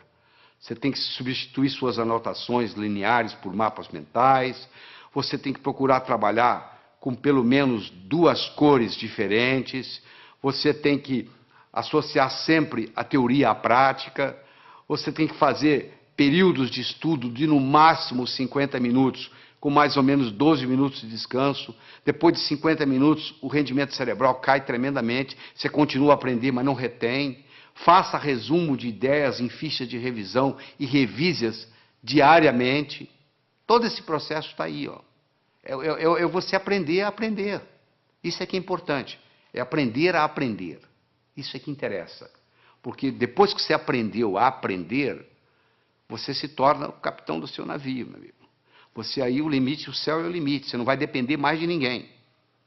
Eu espero que, eu acredito que você tenha que assistir esse material de novo, de novo, de novo, escutar com carinho, voltar nos problemas, para poder se reter isso aí. Você precisa mais de uma vez estar exposto a esse material. Você precisa de algumas horas de voo. Eu vou contar uma história e aqui vou terminar essa nossa participação aqui. Tá bem? Diz que uma vez, numa noite fria de inverno, 2 pássaros estavam empoleirados no galho de uma árvore. Um gavião e um pombo. O gavião então perguntou para o pombo: seu pombo, quanto que pesa um floco de neve? O pombo, sem querer conversa, laconicamente responde: praticamente nada. O gavião então disse: pois é, no inverno passado, numa noite como essa, nevando como agora, eu não tinha o que fazer, nem com quem conversar, eu estava empoleirado num desses galhos aqui por perto, eu comecei a contar os flocos de neve que caiu no galho onde eu estava. Quando chegou em 2.515.223, o próximo floco que caiu, o galho quebrou. Quando o gavião terminou de contar para o pombo a história, o galho onde eles estavam empoleirados também quebrou. Quem sabe esse material que você está participando, que você vai reler, reestudar, reescutar, etc, etc, etc, talvez seja o próximo floco de neve que vai quebrar o seu galho para o resto da vida. Porque hoje, no mundo do conhecimento, antigamente, na época da terra, valia quem tinha terra. Na era industrial, valia quem tinha dinheiro. Hoje a moeda mudou e muita gente não se deu conta disso. A moeda hoje se chama conhecimento. Você é rico ou você é pobre em conhecimento. Então, você aprendendo a aprender, você alavanca a sua vida para poder adquirir mais conhecimento e, com isso, aumentar a sua riqueza. Evite o mal, faça o bem, viva a sua vida extraordinariamente. Tchau. Isso faz uma diferença enorme. Às vezes você está aprendendo do modo errado. Às vezes você não é um estudante brilhante porque você está tentando aprender num canal diferente daquele que é característica sua. Eu quero falar sobre uma outra coisa muito importante aqui. É sobre o movimento dos olhos. Você já percebeu que à medida que você vai conversando, os seus olhos estão movimentando em todas as direções? Pois é. Basicamente, nós podemos colocar os nossos olhos em 9 posições diferentes. Você pode olhar para cima, para a esquerda, para o centro, para a direita. Você pode olhar na horizontal, para a esquerda, para o centro, para a direita. Você pode olhar para baixo, para a esquerda, para o centro, para a direita. Bom, vamos tirar as posições centrais, porque não tem nada a ver com a nossa aula aqui hoje, com a nossa conversa aqui hoje. Sobram 6 posições. 2 para cima, 2 na horizontal, 2 para baixo. Não é verdade? Todas as vezes que você movimenta os seus olhos para cima, você ativa a parte visual do cérebro. Toda vez que você move os seus olhos na horizontal, você ativa a parte auditiva do cérebro.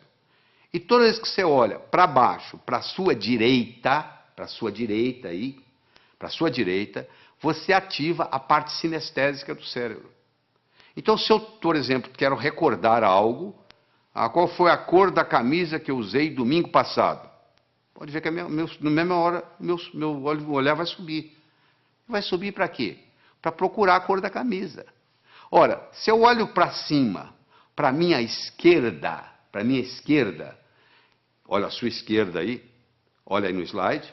Se eu olho para cima, para a esquerda, eu estou recordando coisas. Se eu olho para cima, para a minha direita, eu estou construindo coisas. Então, se eu estou estudando e eu quero memorizar alguma coisa, uma fórmula de física, por exemplo, eu vou olhar para cima, primeiro para a minha direita, para poder construir aquela fórmula de física dentro da minha cabeça. E depois eu vou olhar para cima, para a esquerda, para eu poder recordar, repetir aquela fórmula de física, até que ela fique parte da minha estrutura psicológica. Isso é muito importante entender, porque o movimento do olho facilita o processo. Olha só que interessante. A pessoa vai fazer o vestibular, vai fazer um teste, e chega lá e diz, eu dei branco. Por que ela deu branco? Porque ela colocou a cabeça para baixo, olhando para a prova, olhando para o teste. E faz essa pergunta, e ela esqueceu a fórmula de física. Se ela tivesse simplesmente levantado a cabeça e olhado na posição certa, ela teria resolvido o problema. Mas como ela está olhando para baixo, não teve a oportunidade de ter acesso ao campo visual, aquela forma de física não vem na cabeça dela. Então isso aí, nós poderíamos gastar horas e horas e horas estudando isso aqui, mas não é só a finalidade disso. Mas eu quero que vocês entendam que diz que os olhos são as janelas da alma, eu diria também que os olhos são as janelas da mente. É interessante. Todos os estudos feitos até agora, em todos os países onde foi feito, não existe nenhuma correlação entre a nota que se tira na escola e o sucesso que se tem na vida. Em outras palavras, eu posso ter um estudante medíocre, que vai ser um grande empresário, ou eu posso ter um CDF, que não vai dar nada na vida. Não existe nenhuma correlação. É importante você pensar isso. Por que não existe uma correlação? O Dr. Hicks fez isso nos Estados Unidos e provou que não havia nenhuma correlação, e outros repetiram esses estudos no mundo todo. Por que não existe? Porque talvez a escola esteja ensinando coisas que não têm muita aplicabilidade. Eu digo sempre o seguinte, às vezes o que cai na prova não cai na vida. Quer dizer, você estuda aquilo de uma forma para fazer na prova, e depois não tem nenhuma aplicabilidade na vida. O homem não constrói fora de si nada que não tenha dentro de si. Se eu não tiver um conhecimento pragmático para executar, às vezes o conhecimento que eu tenho ele é abstrato, ele é um conhecimento do pescoço para cima, ele não tem muito impacto na minha vida. Eu adoro uma analogia que eu faço, que é do indivíduo atravessando um cabo de aço de um prédio para o outro. O que precisa? 3 coisas. Eu preciso querer, se eu não quiser, eu não ando. Eu preciso saber, se eu não souber, eu vou cair. E eu preciso de cabo de aço. Eu posso querer, eu posso saber, mas se não houver cabo de aço, não tem jeito. Tem muita gente querendo ganhar dinheiro, sabe ganhar dinheiro, mas não surge a oportunidade. Então, o nosso desempenho, ele vai depender da nossa motivação, ele vai depender da nossa competência, ele vai depender da nossa oportunidade. A motivação é o querer, a competência é o saber, e a oportunidade, no caso aqui, é o cabo de aço. Então, você, para ser um bom estudante, você tem que estar motivado. Só motivado não adianta. Tem muita gente motivada, mas desmotiva logo, porque não tem a estratégia, não tem a competência de desenvolver o processo. Então, não tem um modelo. Então, deixa eu falar para você de modelo. Imagine que eu desse para você de presente agora uma pérola. Você não ia ficar segurando essa pérola na mão, você ia colocá-la no bolso, não é verdade? Daqui uma semana eu me encontro com você pela segunda vez, e lhe dou uma segunda pérola. De novo, você coloca ela no bolso. Daqui 15 dias eu vou lhe dar uma terceira pérola, você vai colocá-la no bolso. Daqui 6 meses eu vou me encontrar com você e vou perguntar assim, onde é que estão as pérolas que eu lhe dei? Você vai responder mais ou menos assim, a primeira eu coloquei no criado mudo, a arrumadeira lá em casa não viu, jogou no lixo. A segunda eu esqueci no bolso da calça, a calça foi para a lavanderia, voltou sem pérola. E a terceira eu escondi de mim mesmo, guardei tão bem guardado que eu não sei onde eu coloquei. Não é verdade? Se eu desse para você, antes de lhe dar a pérola, eu desse para você um fio de nylon e orientasse você para colocar as pérolas no fio de nylon, você ia fazer um colar. Se você colocasse esse colar no pescoço, e daqui 6 meses eu me encontrasse com você e perguntasse onde estão as pérolas que eu lhe dei, você ia dizer, estão aqui, eu fiz delas um colar. Meus amigos, você que está aí assistindo, olha só, as pérolas são ideias. O cemitério está cheio de gente que teve boas ideias. Ou não fez nada com elas, ou estragou a vida. Eu já vi muita gente estragar a vida por causa de uma boa ideia. Se eu tiver uma boa ideia, mas não tiver um modelo por trás, é um desastre. Então, a melhor definição que eu conheço de educação é a seguinte: educação é aquilo que fica depois que você esqueceu tudo que você aprendeu. O que fica? Ficam modelos. Tá bom? Eu vou demonstrar isso para você agora. Você vai olhar essa figura que está aí na tela, você vai concentrar nesses 4 pontinhos que está entre os 2 olhos, os 2 corações aí. Eu quero que você olhe aí fixamente por 30 segundos, sem piscar os olhos. Quando eu falar 1, 2 e já, eu vou passar o slide.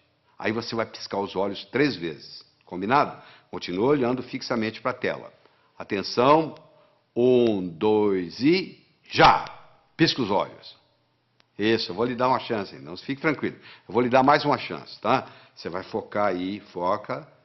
Quando eu falar 1, 2 e já, eu vou passar o slide e você pisca os olhos 3 vezes. Combinado?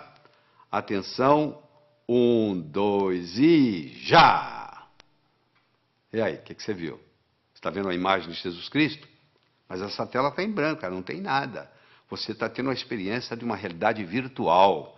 Isso que está acontecendo aí, uma realidade virtual. Mas se você não tivesse visto antes esse slide, você não ia ver essa realidade virtual. Ou seja, eu tive que primeiro criar no seu cérebro um modelo de contraste para depois você poder ver isso. Entendeu como é que funciona a coisa? Então, quando eu tenho um modelo, fica fácil eu identificar. Eu vou confirmar isso agora com você. Escolha qualquer número, pode escolher o que você quiser. Pega um papel, uma caneta para você fazer esse exercício, se for o caso. Eu quero que você escolha qualquer número entre 17 e 77. Quero que você acrescente 7 a esse número. Acrescentou? Muito bem. Eu quero que você multiplique a soma por 2. Então, você vai escolher um número entre 17 e 77, você vai acrescentar 7, você vai multiplicar a soma por 2, dessa soma você vai subtrair 4. Aí, agora, você divide o resultado por 2. Então, você escolheu o número, você acrescentou 7, você multiplicou a soma por 2, você subtraiu 4 e você dividiu o resultado por 2. Agora, você subtrai o número original. Subtraiu? Pois é, você sabe qual é o resultado? Não precisa falar não, que eu já sei. 5. Sabe por que eu sei? Porque eu criei um algoritmo cujo resultado dá 5. Você quer ver? Olha só, eu criei um algoritmo assim. Você escolhe um número X, você acrescenta 7 a esse número, tá certo? Aí você pega esse resultado, x mais 7, multiplica por 2, dá 2x mais 14. Você pega esse 2x mais 14, você tira 4, dá 2x mais 10. Você pega esse 2x mais 10, divide por 2, dá x mais 5. Você tira o número original, que é x, o que sobra? 5. Não é mágica, não, isso é tecnologia. O resultado vai dar 5, não tem nenhuma dúvida. Então, eu criei um algoritmo cujo resultado é 5. Do mesmo modo que eu posso criar um algoritmo para ter sucesso profissional, e o resultado vai ser sucesso. Então, quando eu tenho um algoritmo, quando eu tenho um programa testado, e eu coloco aquilo na minha estrutura psicológica, o resultado é muito simples. Quer ver? Eu vou fazer mais um teste com você. Eu quero que você conte quantos triângulos você consegue ver nessa figura. Eu sei que tem triângulos aí, os mais variados. Ó. Tem o triângulo AG, AGB, tem o BHC, e assim vai. Se nós pudéssemos ficar aqui uma meia hora conversando, você ia começar a descobrir triângulos para cá. Você diz, peraí, tem um triângulo aqui que é o ADB que eu não contei. Ih, peraí, tem o AEB. Olha, vai aparecendo, vai aparecendo, vai aparecendo.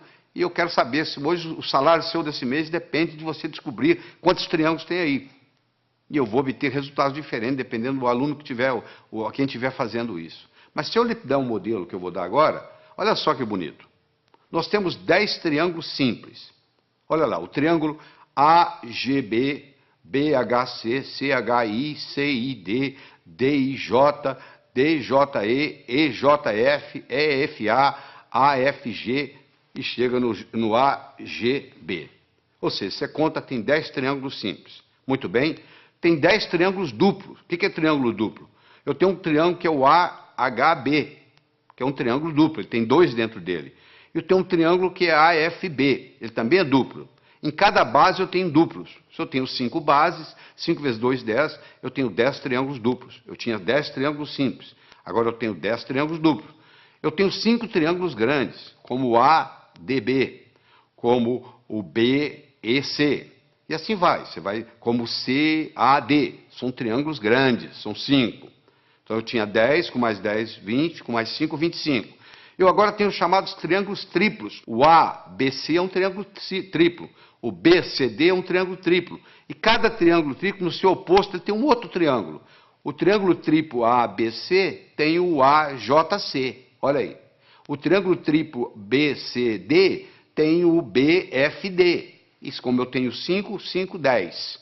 Então eu tenho um total de 10. Eu tenho 10 simples, 10 duplos, 5 grandes e 10 triplos. Eu tenho 35 triângulos. Mas eu perguntei quantos triângulos você conseguia ver nessa figura. Se você olhar a letra A, dentro dela existe um triângulozinho. Então a resposta certa seria 36. Isso não é pegadinha. Cuidado com a pergunta que é feita. Por isso que muita gente não passa no vestibular. Parece que a pergunta é pegadinha. Não. Quantos triângulos você consegue ver nessa figura? Dentro da letra A tem um triângulo, que é aquele triângulozinho que você está vendo lá. Então o total seria aí 36. Agora que você aprendeu a contar os triângulos simples, os duplos, os triplos, os grandes e o que está nas letras, pronto, agora você criou um modelo de como contar triângulos. A sua inteligência para contar triângulos aumentou. Você deve estar perguntando, mas o que isso tem a ver? O que eu vou fazer na vida se eu aumentei minha inteligência para contar triângulos? Não, eu estou dando um exemplo. Do mesmo modo que você aumentou a sua capacidade de contar triângulos, se eu lhe der modelos outros, que nós vamos estar dando aqui durante essa apresentação, isso vai melhorar tremendamente o seu estudo. Eu mencionei que eu escrevi um livro chamado Como Passar no Vestibular. Esse livro foi fruto de um trabalho onde eu trouxe a São Paulo 18 jovens que tiraram o primeiro lugar no vestibular em diferentes capitais do Brasil. Eu trouxe 19 professores de cursinho, com pelo menos 15 anos ensinando gente a passar no vestibular, e vários vestibulandos, primeiro aluno de turma de grandes cursinhos em São Paulo. Durante 12 horas, nós respondemos apenas uma pergunta.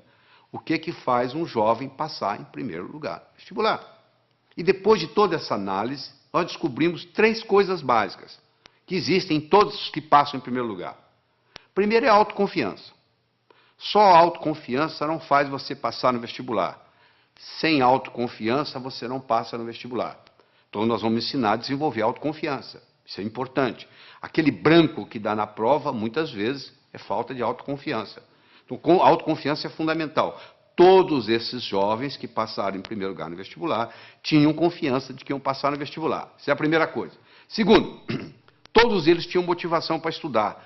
O vestibular não era um obstáculo, era uma etapa. Porque a visão deles estava lá na frente. O que eles iam fazer depois de formado? Eles já estavam pensando lá na frente. E aquele vestibular era nada mais, nada menos do que uma etapa, e não um obstáculo. E todos esses 18 jovens que tiraram o primeiro lugar, eles tinham estratégia em tomar nota em sala de aula, estratégia em se preparar para a prova, estratégia em fazer prova, estratégia em estudar em casa, tudo isso, estratégia em ler, estratégia em memorizar, todos eles, sem exceção, usavam mnemônicos, usavam um processo de memorização, provando que todos nós temos uma ótima memória. Às vezes nós não sabemos usar essa memória. A Helen Keller, que, como você sabe, era surda, era cega, e etc, etc, etc, e acabou sendo uma grande escritora, eu recomendo você ler a biografia de Helen Keller, que é fabulosa, ela tinha uma frase famosa que ela dizia assim: jamais alguém concordará em rastejar se sentir um impulso para voar. Todo ser humano tem um impulso para crescer, faz parte do espírito humano. A pessoa nunca chega e fala, eu quero piorar. Todo mundo está querendo melhorar, não é verdade? Você, eu, todos nós estamos querendo melhorar. Agora, que infelizmente, uma pequena minoria consegue isso, que a maioria navega na vida, a deriva. Por quê? Porque lá na escola o professor não soube ensinar a pessoa como estudar.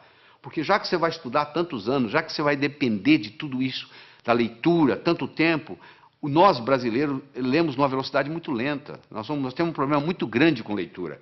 E eu vou ter oportunidade de discutir isso aqui com você. Mas deixa eu começar a desenvolver com você a inteligência lógico-matemática. Então eu tenho um probleminha aí, olha que bonito. 9 executivos se encontram para a discussão de um projeto. Antes da reunião se iniciar, eles se cumprimentam, cada um apertando a mão de todos os outros. Eu quero saber quantos apertos de mão ocorreram. Esse é um problema simples que já caiu no vestibular. É uma coisa simples. Você tem 9 executivos, cada um vai apertar a mão do outro, e eu quero saber quantos apertos de mão. Por onde você começa? Bom, então vamos ver? Coloque-se lá dentro. Você é um deles. Ora, se são 9, você é um dos 9. Você não vai apertar a mão de você mesmo. Você vai apertar a mão de 8. Não é verdade? Ora, se você vai apertar a mão de 8, cada um vai apertar a mão de 8. Ora, se são 9, cada um apertando a mão de 8, 9 vezes 8, 72. Só que quando eu aperto a sua mão, você aperta a minha. Então eu tenho que dividir isso por 2. São 36 apertos de mão. Ah, que beleza, quer dizer que é assim? E se fosse 8? Vamos pegar 8 executivos.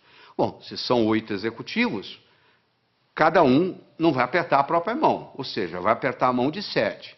Cada um dos 8 vai apertar 7 mãos. 8 vezes 7, 56. Dividir por 2 dá 28. Ah, e se fossem 6 executivos? 6 vezes 5, 30. Não é verdade? Dividir por 2, 15. 15 apertos. Olha que bacana. Aí eu chego a um algoritmo, que eu tenho que multiplicar o número de executivos vezes o número de executivos menos 1, dividido por 2. Se eu tivesse 10 executivos, você me responde agora. Quantos apertos de mão? 10 vezes 9, 90. Dividido por 2, 45. 45. Quanto tempo você gastou para fazer isso? 1 segundo. Por que você gastou 1 segundo? Porque eu criei no seu cérebro um algoritmo.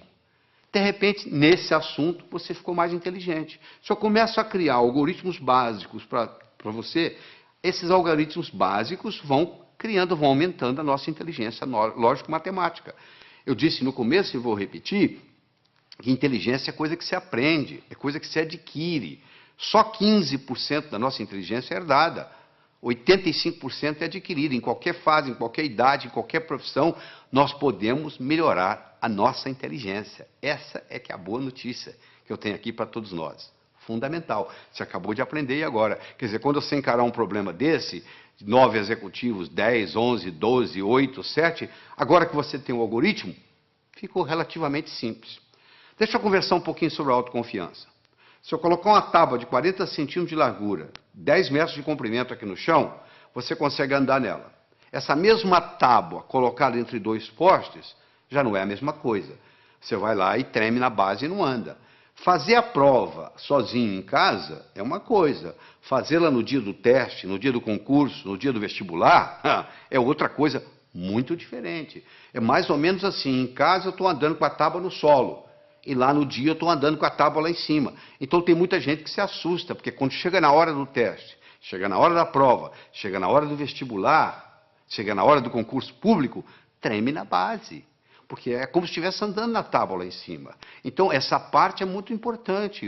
No atletismo é a mesma coisa. Às vezes o jogador perde o jogo, às vezes o time perde o jogo porque o jogador não tem autoconfiança. Ele teve uma briga com a namorada, entra em campo psicologicamente mal, cai o nível de rendimento, faz uma besteira, e ali começa aquela história, e dali para frente você já viu o que acontece. Então é muito importante nós entendermos esse aspecto. Deixa eu dar só um exemplozinho. Vamos imaginar que você gosta de futebol, tá? Que você está domingo à tarde assistindo uma partida de futebol. E o seu time, fizeram um pênalti contra o seu time, e o atacante principal do seu time vai bater o pênalti. E ele bate o pênalti, só que a bola pega na trave. Se você observar esse atacante, nos próximos 10 minutos, ele joga mal. Por que ele joga mal? Porque ele fica ruminando aquilo. Poxa, perdi uma oportunidade de fazer meu time ganhar. Poxa, perdi o pênalti. Então, até ele se recuperar daquilo, leva um tempo. Imagina você está fazendo uma prova de 80 perguntas. Você tem 4 horas para terminar a prova. Você encara o primeiro problema. Você fica 7, 8 minutos no problema e não consegue resolver. Sabe como é que a sua autoestima faz? Vai lá no pé. Pronto, a sua autoconfiança acabou. O resto da prova você já não tem o mesmo desempenho mental. Olha que interessante. Para fazer prova existe estratégia. Você quer estratégia? Você lembra quando você era criança, você jogava vareta? Soltava as varetas na mesa. Qual que você pegava primeiro? A mais fácil. E depois? A mais fácil. E depois? A mais fácil. Você não ia buscando a mais fácil? Então, na prova é a mesma coisa. Você tem que pegar a prova e dividir ela em questões A, B e C. A são aquelas perguntas que você sabe responder. B são aquelas que você sabe responder, mas que vai dar um pouco de trabalho. E C são aquelas que você não sabe se vai responder. Você responde às A's, marca as B's e pula as C's. Se você, aí quando você terminar as A's, você já fez bastante ponto, a sua autoestima já está elevada, você vai e resolve as B's. Se sobrar tempo, você vai encarar as C's. E se não der, você então entra com a estratégia de chutar. Você entendeu? Mas quando, é uma estratégia simples, é a estratégia de jogar vareta. Mas uma pessoa que não tem essa estratégia simples na cabeça, ela encara uma prova, um concurso, ela pensa que tem que responder na ordem, 1, 2, 3, 4, 5, 6. Por azar, ela pega uma pergunta que é difícil para ela, que ela não sabe a resposta, e ela perde ali 6, 7, 8 minutos, e sai dali desanimada, já a autoestima já lá embaixo. Olha o impacto que tem. Uma explicação simples dessa, olha a contribuição que faz para você, olha a diferença que isso faz. Vamos continuar no nosso processo lógico-matemático? Então eu tenho mais um probleminha para você. Olha aí. Um comerciante comprou uma cadeira por $70. Vendeu-a logo em seguida por 80. Comprou de volta a mesma cadeira por 90 e vendeu-a novamente por 100. Quanto foi o lucro dele nessa transação? Então ele comprou a cadeira por 70, vendeu por 80. Comprou a mesma cadeira por 90, vendeu por 100. Eu agora vou dar um tempinho para você. Você vai ter que me responder aí o que você acha. Quanto que ele ganhou ou perdeu nessa transação. Primeiro você vai decidir se ele ganhou ou se ele perdeu. E quanto foi? Ele comprou por 70, vendeu por 80, comprou a mesma cadeira por 90, vendeu por 100. Ele ganhou ou perdeu? Bom, eu faço isso nos meus cursos e eu obtenho 3 tipos de resposta. Que ele ganhou 10, que ele não ganhou nada e que ele ganhou 20. Então, se tem 3 respostas para o mesmo problema de matemática, uma está certa e 2 estão erradas. Então, tem alguém errando. Eu não sei qual o seu raciocínio no momento. Seja ele qual for, eu vou consertá-lo, não se preocupe. Mas você tem que fazer isso junto comigo aqui agora. Eu vou voltar no slide para você garantir que você está me acompanhando. Um comerciante comprou uma cadeira por 70, vendeu logo em seguida por 80. Comprou de volta por 90 e vendeu novamente por 100. Qual foi o lucro dele nessa transação? Então você vai ter que decidir se é o 1, se é o 2, se é o 3. Se ele ganhou 10, se ele não ganhou nada ou se ele ganhou 20. Se você acha que ele ganhou 10, você fez um tipo de raciocínio que está exposto aí no slide para você ler em detalhes. Você raciocinou de um modo que o seu resultado foi 10. Né? Você acompanha aí o raciocínio na tela aí, foi o raciocínio que você fez. O comerciante comprou uma cadeira por 70, vendeu por 80, teve um lucro de 10. Ele comprou novamente a cadeira por 90, após ter vendido por 80, perdendo, portanto, os 10 que ele ganhou. E ele então vendeu por 100, após ter comprado por 90. Portanto, o lucro foi de 10. Esse é o raciocínio de quem acha que é 10. Tem gente que pensa diferente, tem gente que pensa que não houve lucro. Ele pensa que se ele vendeu por 80, após ter comprado por 70, ele ganhou 10. Ele então perdeu 20, comprando-a de volta pelos 90, que originalmente ele tinha comprado por 70, ele perdeu 20. Ele então ganha 10 vendendo por 100, e, portanto, ele chega à conclusão que ele não ganhou nada. Então esse é o que diz que ele não ganhou nada. E tem aquele seguinte, olha só. Se ele comprou a cadeira por 70 na primeira vez e comprou por 90 na segunda, ele desembolsou 160 no total, não foi? Se ele vendeu a primeira vez por 80 e vendeu a segunda por 100, ele, na realidade, recebeu 180. Ora, se ele desembolsou 60 e desembolsou 160 e recebeu 180, quanto que ele ganhou? Ele ganhou 20. É só você imaginar que você tem um bolso para comprar e um bolso para vender. O que sai e o que entra. Olha que interessante, se eu tivesse dito para você assim, um comerciante comprou uma cadeira por 70, vendeu por 80. No mesmo dia ele comprou um relógio por 90, vendeu por 100. Quanto que ele ganhou? Você não teria nenhum problema em responder. Olha, ele ganhou 10 da cadeira, ganhou 10 do relógio, ganhou 20. Como eu falei que era a mesma cadeira, eu já compliquei a sua vida. Olha o que a linguagem faz na vida da gente. A linguagem pode facilitar o nosso processo, ou pode complicar o nosso processo. Você acabou se complicando apenas por um processo linguístico. Isso é um problema de vestibular, caiu em vestibular já justamente confundindo, parecendo uma pegadinha. Na realidade, não é pegadinha. Isso aí é para mostrar o raciocínio e mostrar a influência que tem. Então, uma pessoa pode muito bem melhorar sua capacidade de raciocínio. Eu tenho aqui 4 pilares do raciocínio. Um eu chamo de passo a passo, o outro eu chamo de visualização, o outro eu chamo de reformulação e o outro eu chamo de exclusão. Esses são os 4 pilares. Quando eu ensino para a pessoa a trabalhar com esses 4 pilares, essa pessoa automaticamente melhora a sua inteligência lógico-matemática. Então vamos fazer o seguinte, vamos começar com passo a passo. Eu tenho as seguintes cores. Eu gosto do laranja mais do que eu gosto do vermelho. Eu gosto do verde menos do que eu gosto do azul. Eu gosto do azul menos do que eu gosto do anil. Eu gosto do vermelho menos do que eu gosto do violeta. Eu gosto do verde mais do que eu gosto do amarelo. Eu gosto do violeta mais do que eu gosto do anil. E eu gosto do laranja menos do que eu gosto do amarelo. Qual é a minha cor favorita? Olha que eu tenho aqui só 7 cores. Imagine se eu tivesse 70 e fizesse esse raciocínio. Olha onde que você chegaria. Você pode começar a trabalhar nisso aí, se você vai ficar, tem gente que leva meia hora, 1 hora e não consegue chegar à conclusão, porque não pegou o modelo ainda. Eu vou lhe ensinar o modelo, você vai resolver isso em 10 segundos. Porque é muito simples, olha como é que o modelo é simples. A primeira está escrita assim, eu gosto do laranja mais do que do vermelho. Então laranja passa a ser a minha cor favorita. Eu vou procurar onde é que tem laranja, vai lá no 7 tem laranja. Lá está dizendo que eu gosto mais do amarelo do que do laranja. O amarelo passa a ser a minha cor favorita.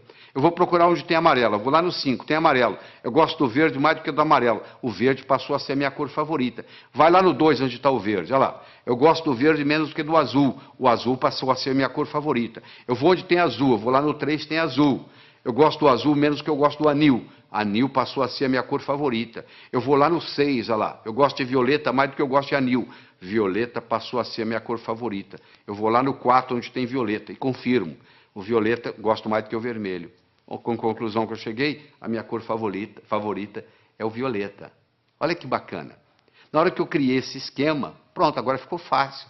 Eu tenho um modelo, sabe por quê? Eu aprendi a pensar passo a passo.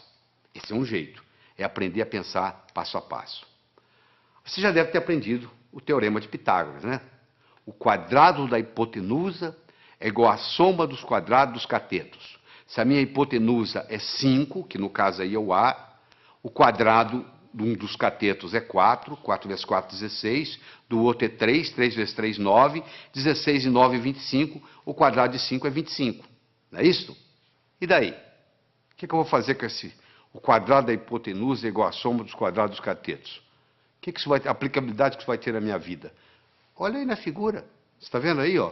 Está aí a hipotenusa, que são 25 quadrados. Um cateto, que é o B, é 4, dá 16 quadrados. O outro é 3, dá 9. 16 e 9, 25. Se eu estou numa arquitetura, numa construção, eu quero construir 2 salões que correspondem a um terceiro. Olha aí, se eu uso isso aí, está resolvido o problema. Olha a aplicabilidade que isso tem. Agora que você visualizou, você entendeu a aplicabilidade, agora você tem motivação para aprender. Então, uma coisa é o passo a passo, outra coisa é a visualização. O terceiro pilar do pensamento é a reformulação. Quanto que é 2/3 de uma metade? Você sabe? 2/3 de uma metade.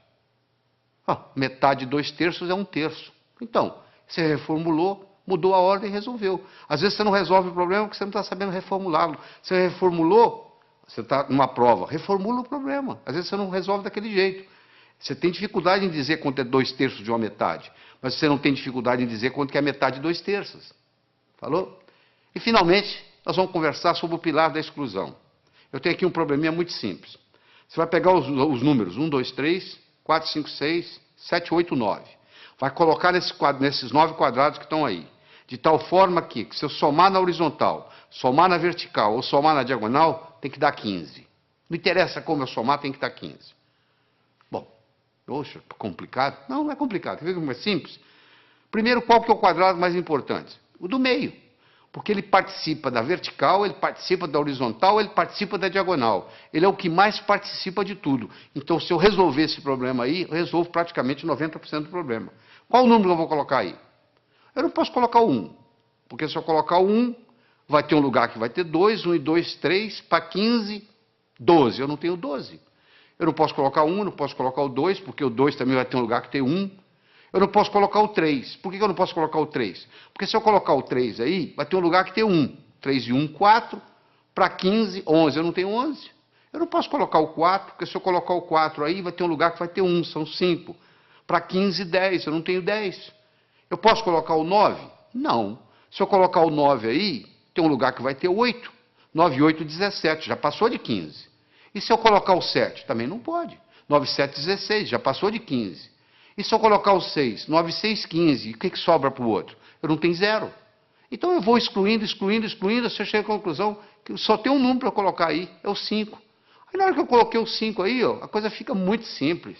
Você pode fazer você mesmo aí, você vai ver aí que se você somar na horizontal, somar na vertical, somar na diagonal, o resultado dá sempre 15. Eu comecei o problema, você fala, isso eu não consigo fazer. Não consegue não.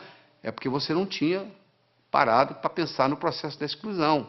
Agora você tem o pilar da exclusão, da visualização, da reformulação, do passo a passo, e aí o processo vai. Então nós já falamos, é importante você levar em consideração a motivação. Como é que você motiva? Você fica olhando a sua meta. E é uma coisa, gente, preparar para o vestibular, preparar para concurso, preparar para a vida, não é uma corrida de 100 metros. É uma maratona.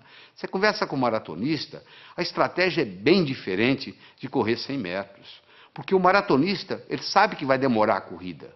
O corredor de 100 metros sabe que vai acabar logo. Eu acho que eu tenho que aprender para a vida. Eu tenho que manter isso na minha memória. E o que acontece com a maioria dos estudantes? Aprende, esquece, aprende, esquece, aprende, esquece. E diz assim, minha memória é ruim, a memória não serve para nada. Não é só a memória que é ruim, é porque você não sabe usar a sua memória. Deixa eu lhe ensinar 3 segredos. A memória gosta de movimento. Uma coisa é eu pensar num cachorro parado, outra coisa é pensar num cachorro correndo.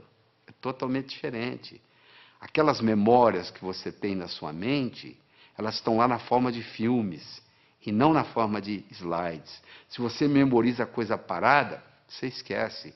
Se você memoriza em movimento, você vai se lembrar sempre.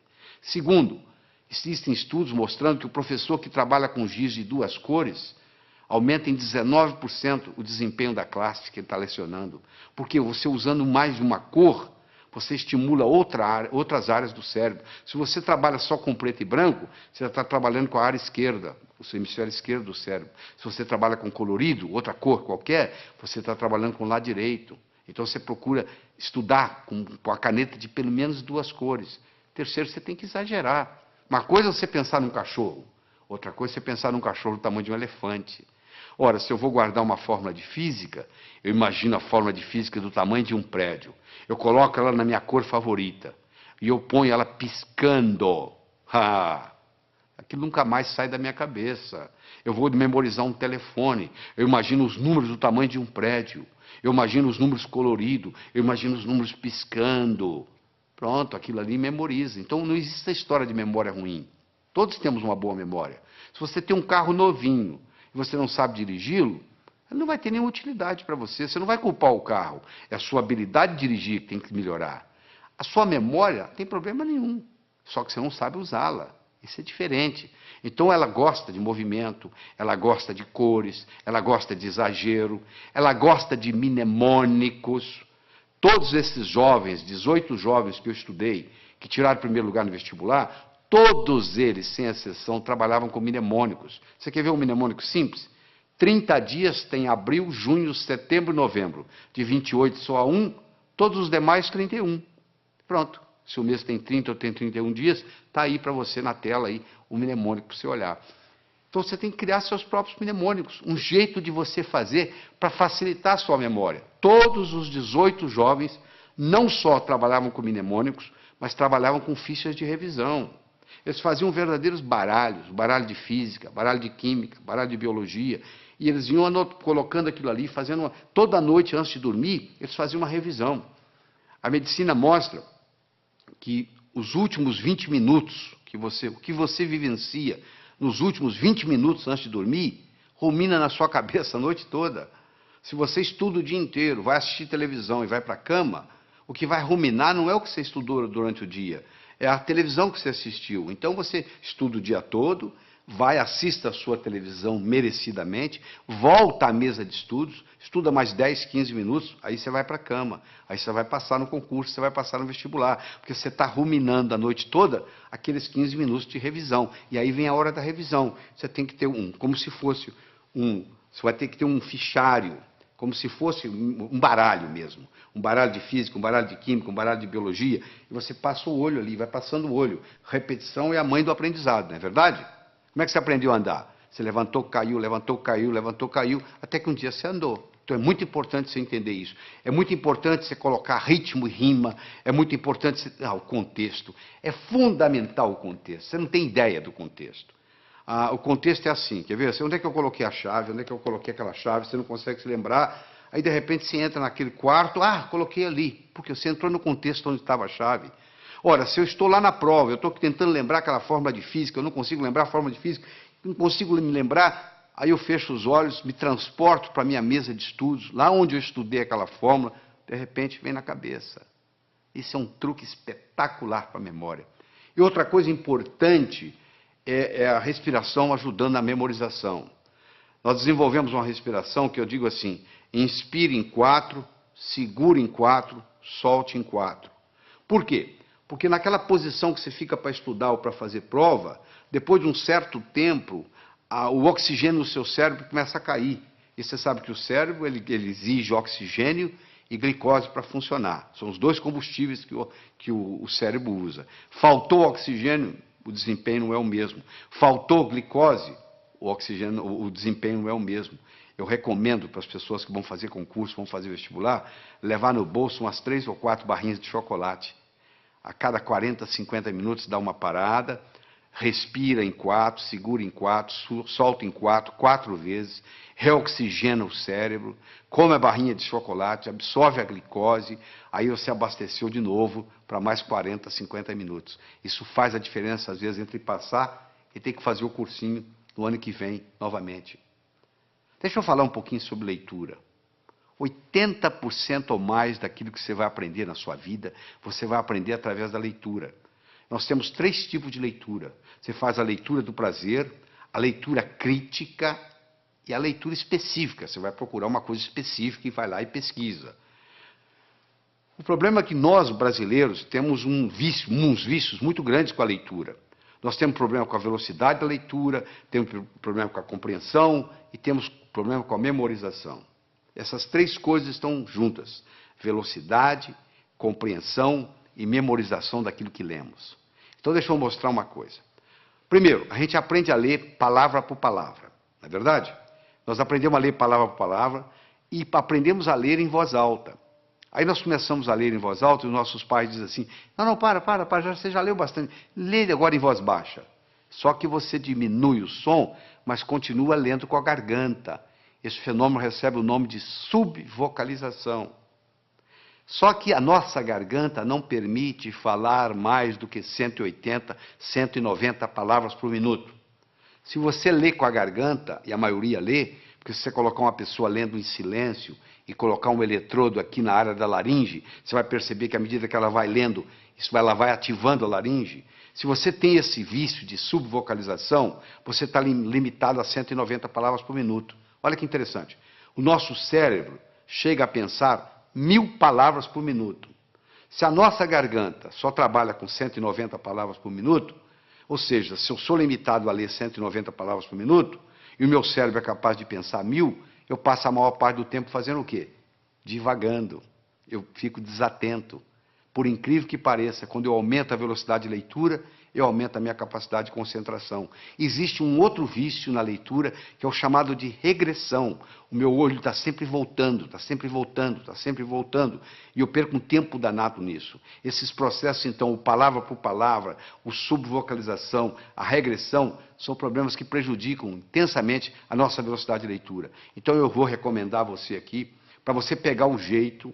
É como andar de bicicleta, você tem que colocar a rodinha primeiro, você vai virar o livro de cabeça para baixo, e você vai ler com as mãos, usando a mão como orientação, e ler de cabeça para baixo. Só para você pegar o jeito, você pegar a mecânica, e no pegar a mecânica, aquilo faz uma diferença. E de vez em quando existe um exercício muito interessante, que se você esfregar uma mão na outra, Esfregar até esquentar. Faz aí, você que está me assistindo. Faz aí. Vai, até esquentar. Aí você coloca em cima dos olhos. Na mesma hora você descansa o globo ocular. Faz isso umas 2 ou 3 vezes, que vai fazer uma diferença enorme na sua leitura. Outra coisa importante. Anote não palavras nem números. Anote ideias. E como é que você anota ideias? Com aquele disquinho quebrado que eu ensinei. O que estão querendo que eu aprenda desse material? O que estão querendo que aprenda desse material? Use mapas mentais. O que é mapa mental? É desenvolvido por um psicólogo britânico, Tony Buzan. Ele vai às escolas britânicas, pega o último aluno da sala, em 2 meses ele faz ser primeiro colocado, ele já fez isso várias vezes, provando que funciona. Ele mostra que o modo de você anotar usando o mapeamento mental, chamado mind map, o mapa mental, é o modo como o cérebro aprende. Isso alavanca tremendamente. Você dá uma olhada aí no slide que eu estou projetando, você vai ver como é que é o mapa mental. Entra na internet, faz uma pesquisa de mind map, ou o mapeamento mental, e você vai aprender a fazer esse processo como se fossem árvores com seus galhos. É importante você fazer ficha de revisão, fundamental. Às vezes uma ficha de revisão, você pode colocar tudo que você precisa, todo o conhecimento, naquela ficha de revisão. E só de você bater o olho ali, aquilo vai reforçando, vai reforçando, vai reforçando, e geralmente você faz isso antes de dormir. Repetição é a mãe do aprendizado. Você aprendeu a andar como? Levantou, caiu, levantou, caiu, levantou, caiu, até que um dia você andou. Outra coisa importante, o aprendizado é mais eficaz quando ele é divertido. Você tem que se divertir. Você não pode estudar de mau humor. Você tem que substituir suas anotações lineares por mapas mentais.